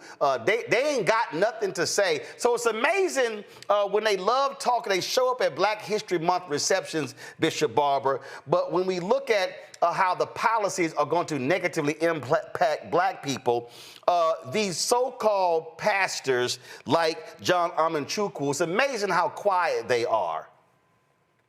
That problem with that, and I'm sorry my voice is a little bad tonight, Roland. I've got a broncho thing. But the problem with it is that's their theology. The only thing they're looking at is getting paid. They become chaplains of Trump, if you will. They are not prophets. They don't speak against injustice, and they really don't care about the least of these. And the people, many times sitting in their own pews, they are content with a few accolades for a minute and whatever airtime they can get. And it's actually, it's, to be quite honest, it's damnable, it's sinful. And that's why we have to counter it. That's why we have to have shows like what you're doing. That's why I was listening a minute ago and just listening to what you were saying, even about the Democrats. What I think they need to do is do like SNCC used to do.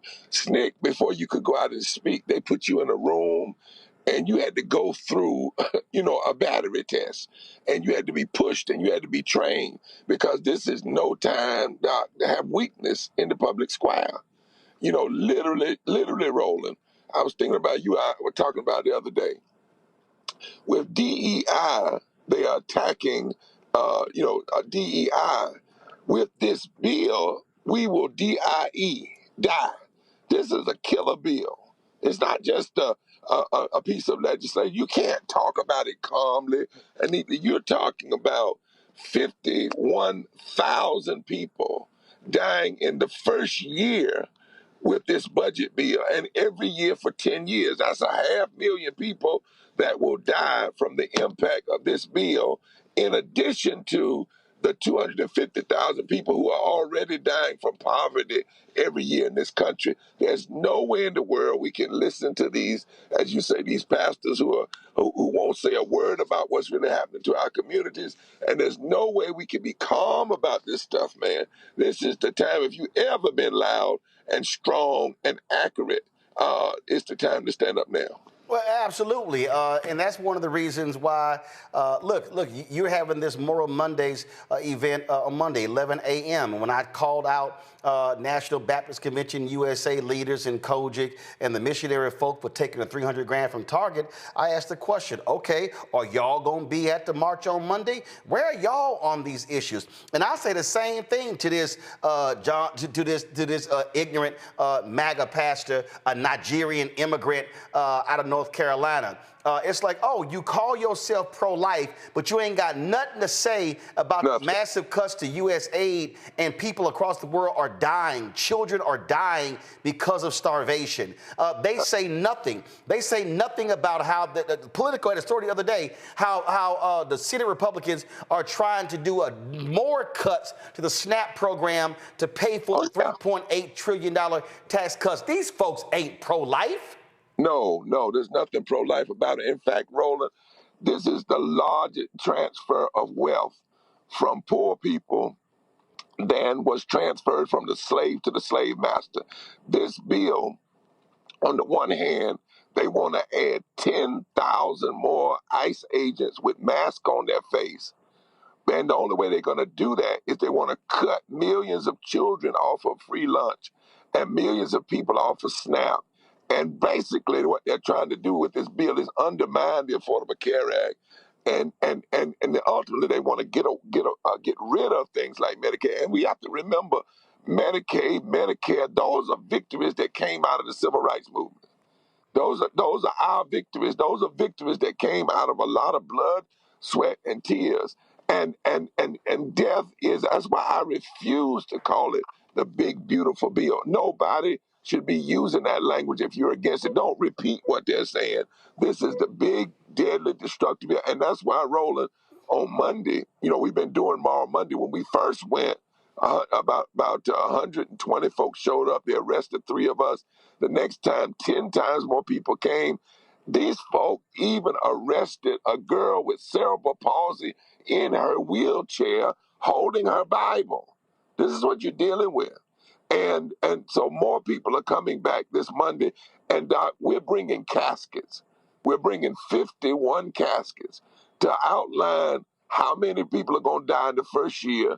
We're going to bring the information on how bad this is for each state, because that's the other thing Democrats ought to be doing. They ought to have impacted people every time they're talking about it, and they ought to be telling people, you're talking about 400,000 people in North Carolina. You're talking about 200,000 people in South Carolina. This is no time to be talking in generalities and platitudes. This is a battle. And when you add this bill and its deadliness to what the Supreme Court did today and how they are going after the 14th Amendment, Roland, people need to understand in black churches, if you're not talking about this stuff, what in the hell are you really preaching about? Because you're talking about the 14th Amendment. If you ultimately undermine that, you are undermining the amendment that allowed for the rebirth of America itself. Everything we hold true, everything we want, women's rights, civil rights, labor rights, all of them are rooted in the 14th Amendment. Now, they didn't end it today, but they did something that is so bad, and that is that if a judge finds that somebody's done something illegal and they can't stop it until we find out if it's unconstitutional, the only way you can stop it now is you've got to get plaintiffs in every state to file a class action.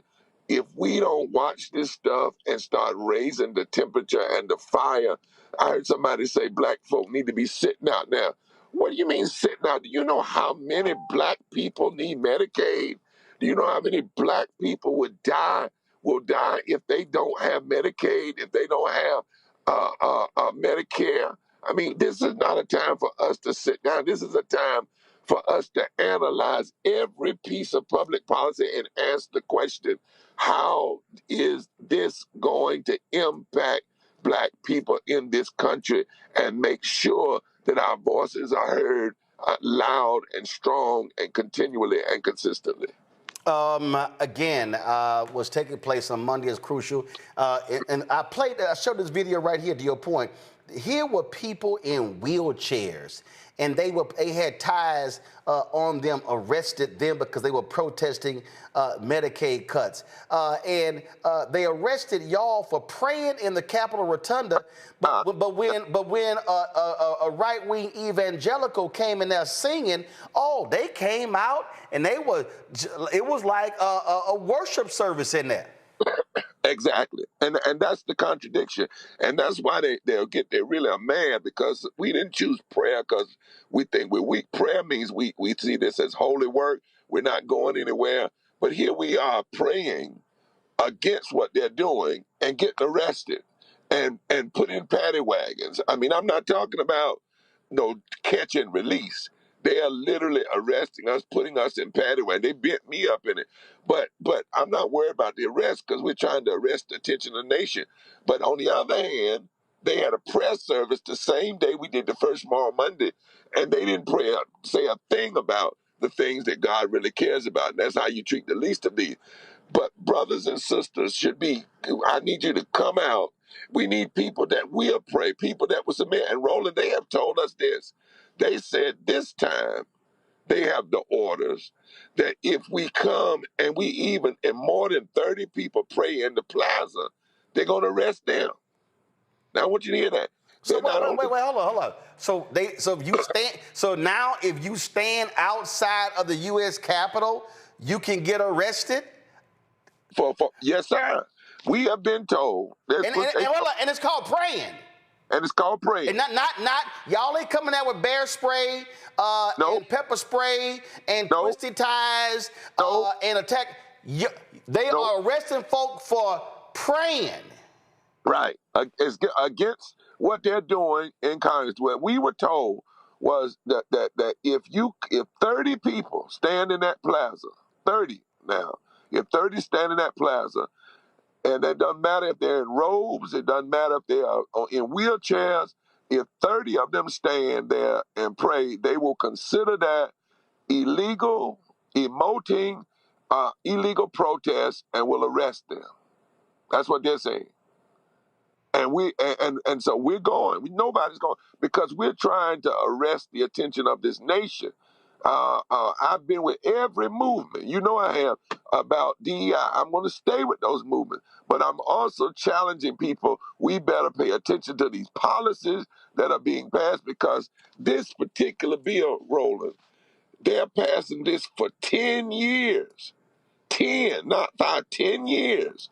And if they do this, you won't be able to undo it for 10 years. You could undo it, but it'll take so much effort. The level of destruction that they're talking about. And you want to really know how evil this is. We just came out of COVID, Roland, and 300,000 of the 1 million people that died during COVID did not die because of COVID. They died because of the lack of access to health care. Stunning. And again, this so-called preacher out of North Carolina, John Amanchukwu, silent on the attacks on the poor, silent on Medicaid, on what we're trying to do. Hell, he's silent on Trump not even sending hurricane relief to his own state of North Carolina. But he would rather sit there and get his little invite to the White House, wear his little cute little 47 hat, and be happy that Trump has assigned him to lead the effort to ban books, because he wants to call things perversion, and he wants to attack saying, oh, they got all this sexual stuff in these very books.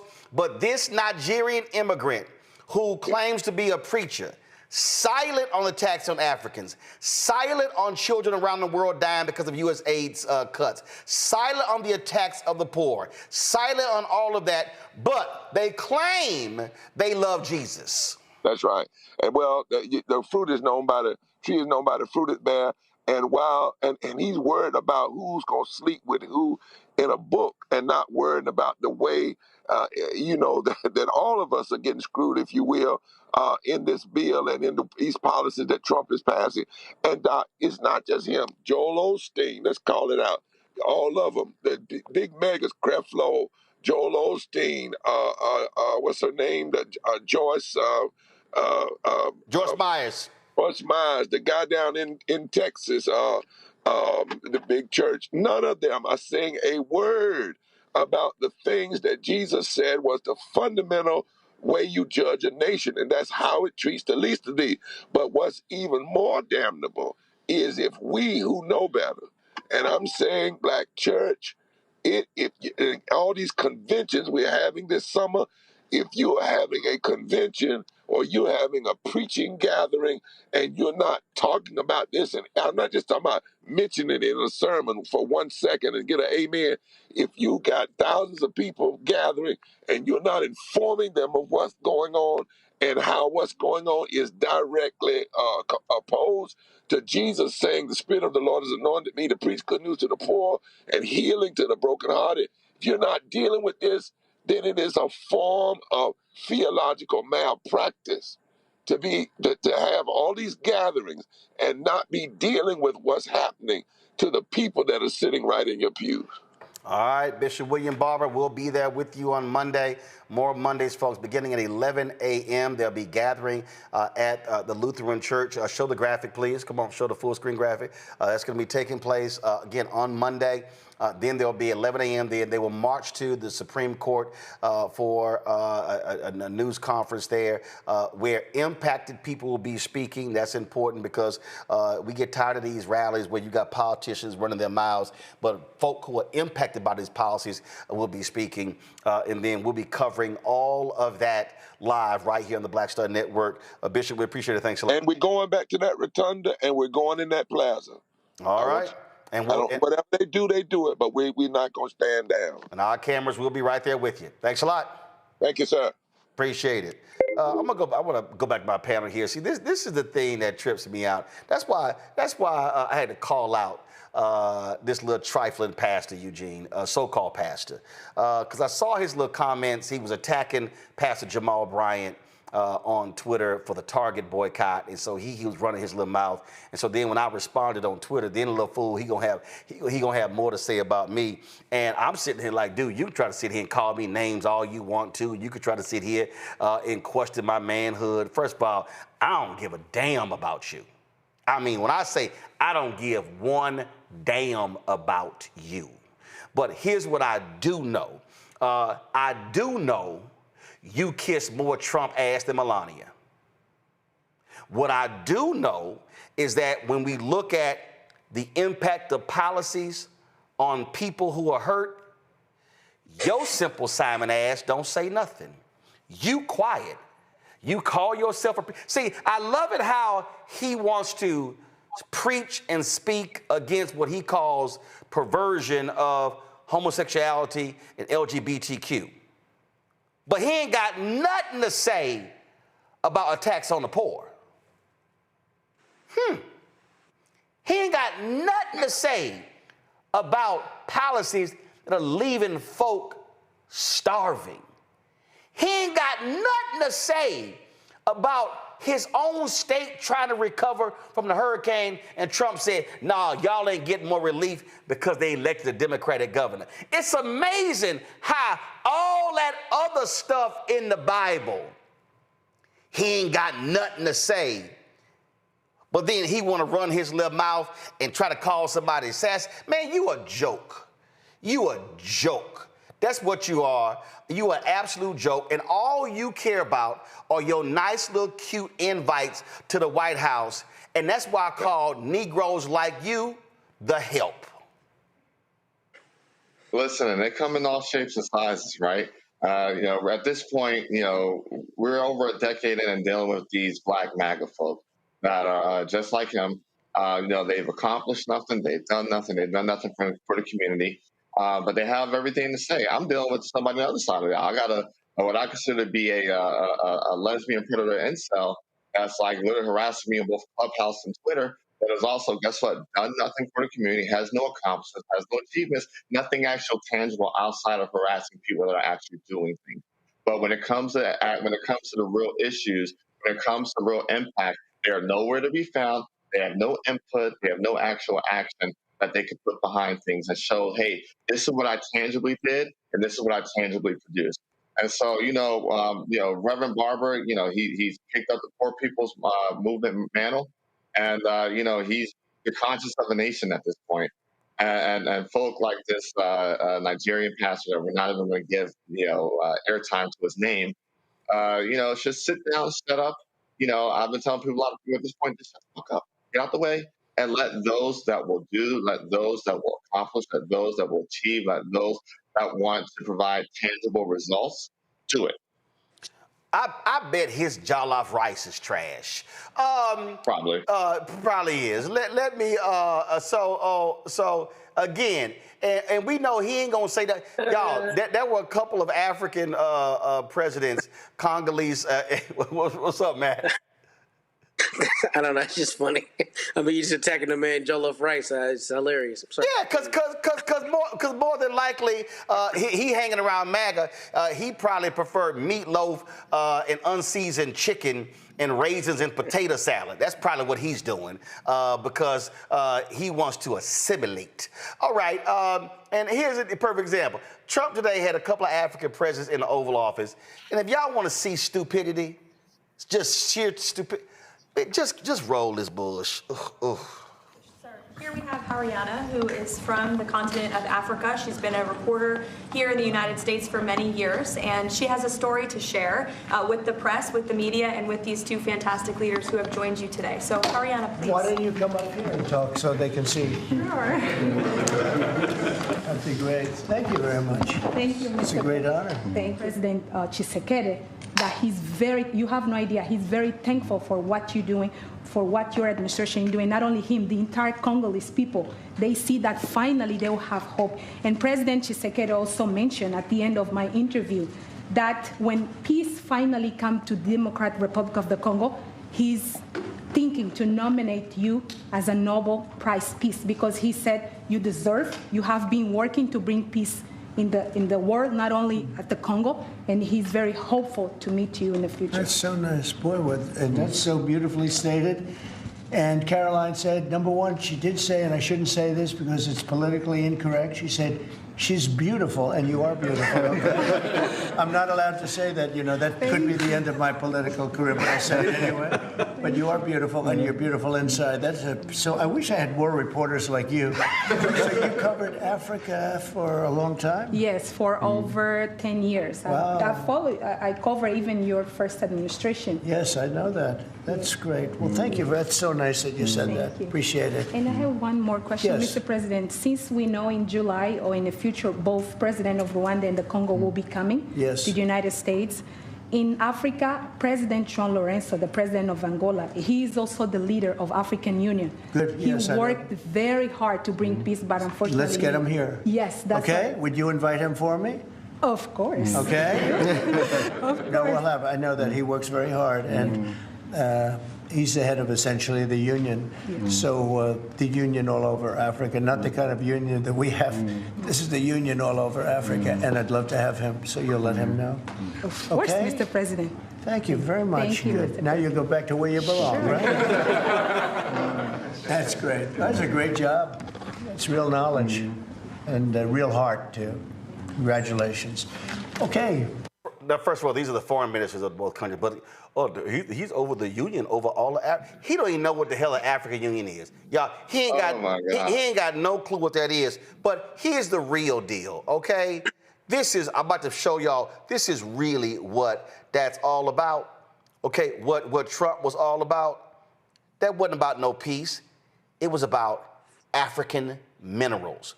Watch. Exactly. That part. Cobalt, tantalum. So I'm a little out of my league in that one because I didn't know too much about it. I knew one thing. They were going at it for many years, and with machetes. It is one of the worst wars that anyone's ever seen. And I just happened to have somebody that was able to get it settled. I mean, just a brilliant person who is very comfortable in that part of the world. It's a very dangerous part of the world. I said, are you uncomfortable there? People are being killed. School children are being raided and killed. And I don't even want to say how, but as viciously as I've ever heard. Are you uncomfortable? No, that's the part of the world that I know. Very comfortable.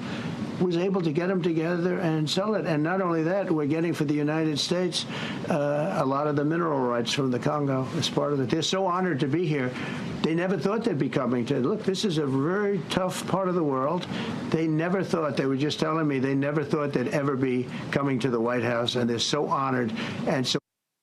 So we couldn't end the war, Michael, because it was right. Let's be sure to snatch the minerals from the Congo.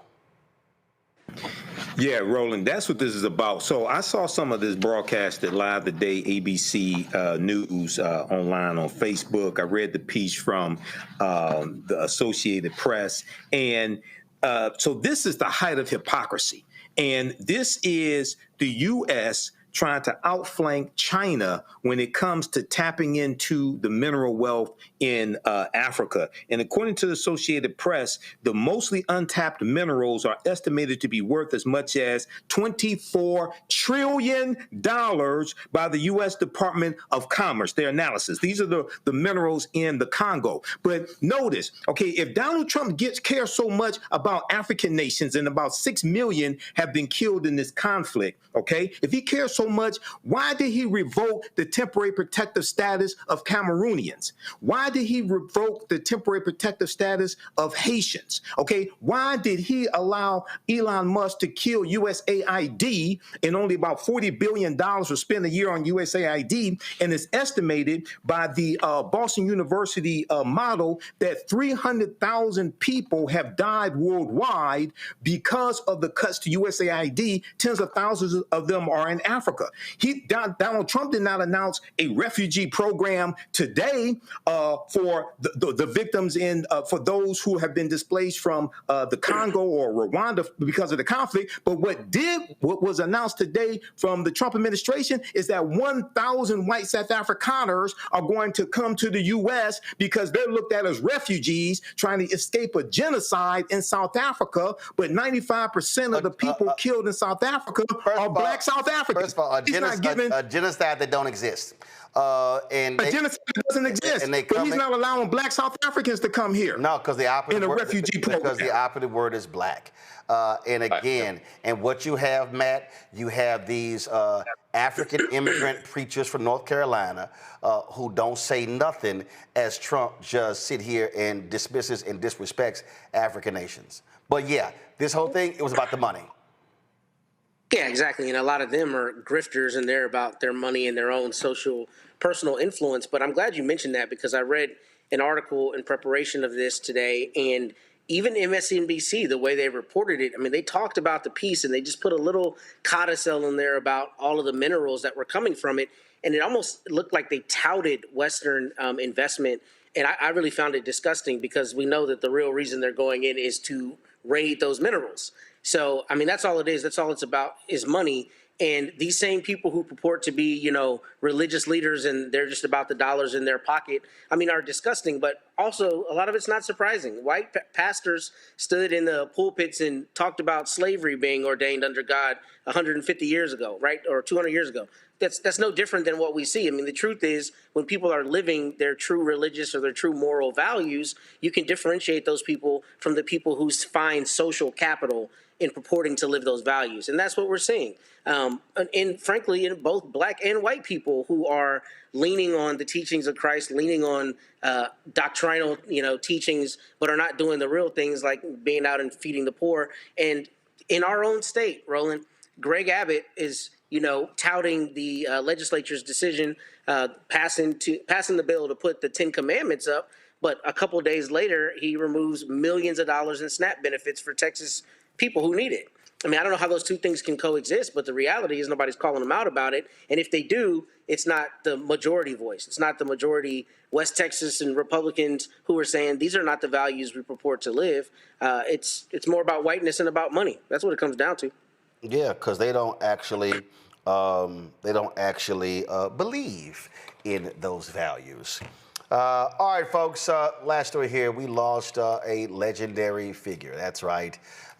Vocalist Walter Scott, co-founder of the iconic group The Whispers, passed away at the age of 81. Walter was battling for the last 6 months. He was battling cancer, lost that battle with cancer. He and his brother founded The Whispers, and of course we know so many of their hit songs. We know so much about in terms of their singing, and the beat goes on.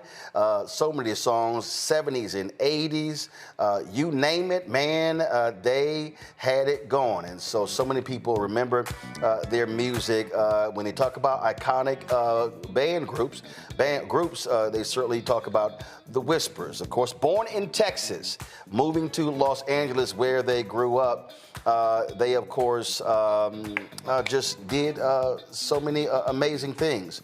And not only that, folks, he missed several performances, and many folks were concerned about that, about them. And last year, I went to, I was in St. Louis for a concert. And in fact, what's interesting is that I went to St. Louis. It was Frankie Beverly and Mays, the OJs, and The Whispers. And I wanted to see my good buddy, Eddie Levert. And I had never met The Whispers. We had them on the show. And again, had never met them. This is a photo that I took. Y'all can bring the music down, please. Thank you. This is a photo I took of them, the twins, after the show. It was great to see them. Of course, like I said, both of them huge fans of this show. We talked for a bit there after they finished their performance, and it was great to chat with them. And of course, they were on stage performing. This is some of that performance right here in St. Louis. And man, it's pretty sad that this concert was June 22nd last year, and we've now lost Walter and of course Frankie Beverly, who passed away last year as well. And in fact, the twins were on our show in 2020. Here's some of that interview. When we had Seems Like I Gotta Do Wrong before they noticed me, we said we got to get in on this and sing about what's happening in our country right now. And so you put this together, and then of course you shot your socially distanced video. Yeah, absolutely. Recorded it with mask on. How about that? I mean, the thing is, we've had BB Winans on. We've had Terry Ellis and a lot of artists. Trey Songz up the video. A lot of artists have really been moved to speak to these issues, and really, it's a throwback to when Marvin Gaye put out his album, when Curtis Mayfield, where you have a history of artists who use music to speak to social issues. That's exactly right. We first did it in 1965 and the Watch Riots. We were from South Central Watch, California. Right after that, we were brought the song Seems Like I Gotta Do Wrong, and we spoke about it then. But here we are 50 years later, and, they say history repeats itself. We see the same thing, and it angers us, because maybe this time, Roland, they'll get the idea of what we've been trying to say. But this is not, you and I know that this is not, this didn't just start yesterday. It's been here for a long time. Go ahead, someone else, go ahead. No, you're right. I mean, it has been here for a long time. And like Walter said, back in 65, we've had this, and this is nothing new. It's just now we have those beautiful things called cameras and, iPhones and Androids that are basically now in everybody's hands. And then what's happening now is people are getting to see it for what it really is. Before, when I was growing up and get pulled over by a police officer, you didn't have the advantage of taping these kind of things or them seeing how they actually act when they're around you. But now today, you can pull out your camera. People will just stop on the street and pull out their camera just to make sure that everybody is being honest. And this is the end result of it. Folks, we're going to restream that interview with the Whisperers. I'm gonna ask our let's see group right here. Let's see which one of y'all has any level of musical sophistication and taste. Won't be Matt. I do, of course. It's not gonna be Matt. Let's see. Okay. All right. Okay. Like we are. I do. Like I remember the Whispers. Like we know that Eugene.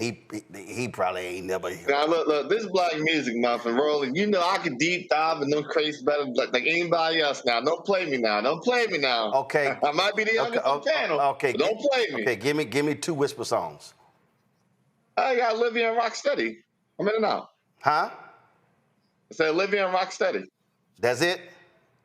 That's it. You got anything? You got anything? You got a third? No. I do. First of all, that's why I set it up by hitting you with 2 first, knowing damn well your ass wasn't 3 deep. Knew that. Michael, go ahead.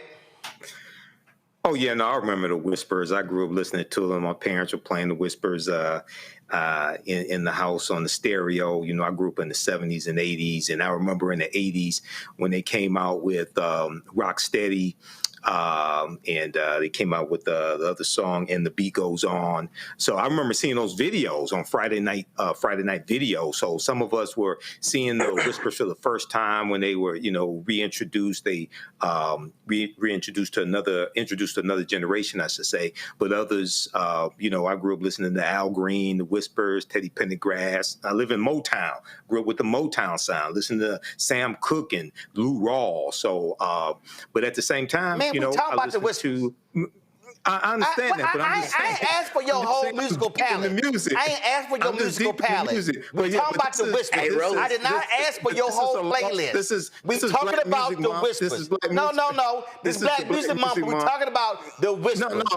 Stay on subject, Michael. Stay on subject. Michael, stay on subject. You ain't got to give us a historical walkthrough on music. It's the Whispers. All right, okay. You got anything to contribute to this match? Absolutely. Roland, I heard you was lost and turned out like Olivia.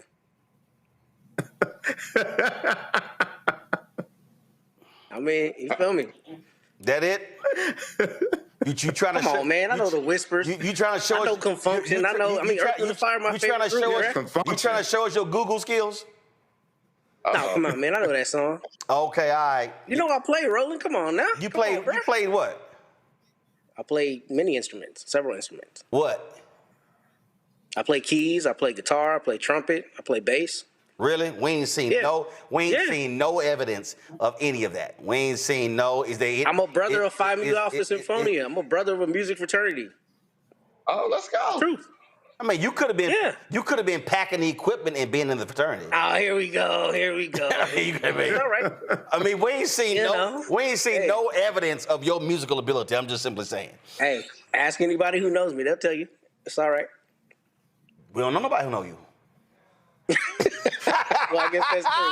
I suppose that's true. See, we can't ask nobody. I suppose that's true. Again, folks, condolences go out to the family of Walter Scott. Condolences go out to the Whispers again, one of our iconic groups. And it was great to have them on the show 5 years ago. It was great to finally meet them in person last year. I'm glad I made that trip again, it was the last time I saw Frankie Beverly, first time I've actually met them in person as well. So it was great to be there. All right, folks, that is it for us. Don't forget, so here's the deal. Monday, so let me thank Michael, let me thank Eugene, let me thank so-called musical genius Matt. We appreciate that. I need to see some evidence of these so-called musical skills. So appreciate that. Folks, don't forget, Monday, 11 a.m., we will be live right here on the Black Star Network covering Moral Mondays in D.C. from the Supreme Court and the U.S. Capitol. We will be there, multiple cameras there covering the whole scene. happening. We look forward to that, so we want y'all to tune in as well. Folks, support the work that we do by joining our Bring the Funk fan club. Hold up, before I do that, on Sunday, I am going to be in Detroit. I'm going to be in Detroit on a Sunday, accepting the William Monroe Trotter Award from the NAACP. Now, they have the largest NAACP Freedom Fund dinner in the country. Typically, more than 10,000 people attend that dinner on an annual basis, and so look forward to being there. I'll be signing some books as well right before. So again, going to be there. Reverend Wendell Anthony, he sent me a photo of some of the honorees there, all the different folks who are going to be honored there. We were going back and forth. It's a crazy busy week. I got to be back. I'm literally leaving first thing in the morning on Monday to get back here to cover the event taking place right here in D.C. But I will be there, Detroit. Look forward to being there. In fact, this is the first time I've actually been back to the dinner. It's funny, they're honoring Reverend Dr. Jeremiah Wright. The last time I was at the dinner was when he keynoted there in 2007. And so look forward to being there. All right, folks, that is it for us. If you want to support the work that we do, join our Bring the Funk fan club. And of course, the goal is to get 20,000 of our fans contributing on average $50 each a year. It's $4.19 a month, 13 cents a day. You support this show and all the other shows on the network. This is the QR code for you want to give via Cash App. Use the Stripe app to do so. This is the QR code. If you're listening, go to RolandMartinUnfiltered.com for the link. Check some money order. Send them to, first of all, make it payable to Roland Martin Unfiltered. Send them to P.O. Box 57196, Washington, D.C., 20037-0196. PayPal, R. Martin Unfiltered. Venmo, RM Unfiltered. Zelle, Roland at RolandSMartin.com. Roland at RolandMartinUnfiltered.com. Download the Black Star Network app, Apple phone, Android phone, Apple TV, Android TV, Roku, Amazon Fire TV, Xbox One, Samsung Smart TV. Be sure to get my book, White Fear, How the Browning of America is Making White Folks Lose Their Minds, available at bookstores nationwide. Get the audio version I read on Audible. You can also, of course, get our gear, Roland Martin Unfiltered, the Black Star Network. And so get our new merchandise, RolandMartin.creator-brain.com. If you bought gear you have not gotten it, be sure to hit us up so we can help you get that. Also, of course, shop the black-owned products that we have. You see them on our table right here. Of course, black-owned toilet paper. We've got barbecue sauce, other items. We got coffee, all that sort of stuff. And so we should have a tight shot of that, y'all. We should do that every day, a tight shot of our stuff. So, again, get the products. Go to shopblackstarnetwork.com. Also, be sure to support Fanbase. Download the app. If you want to invest in Series A fundraising, go to startengine.com/Fanbase. Folks, that's it. See y'all on Sunday from Detroit, Monday from the nation's capital. Until then, have a fabulous, fabulous weekend. Holla! Oh, we always end the show, of course, with our donors. So we're going to run the donors, and then we're going to go to Truth Talks. Go.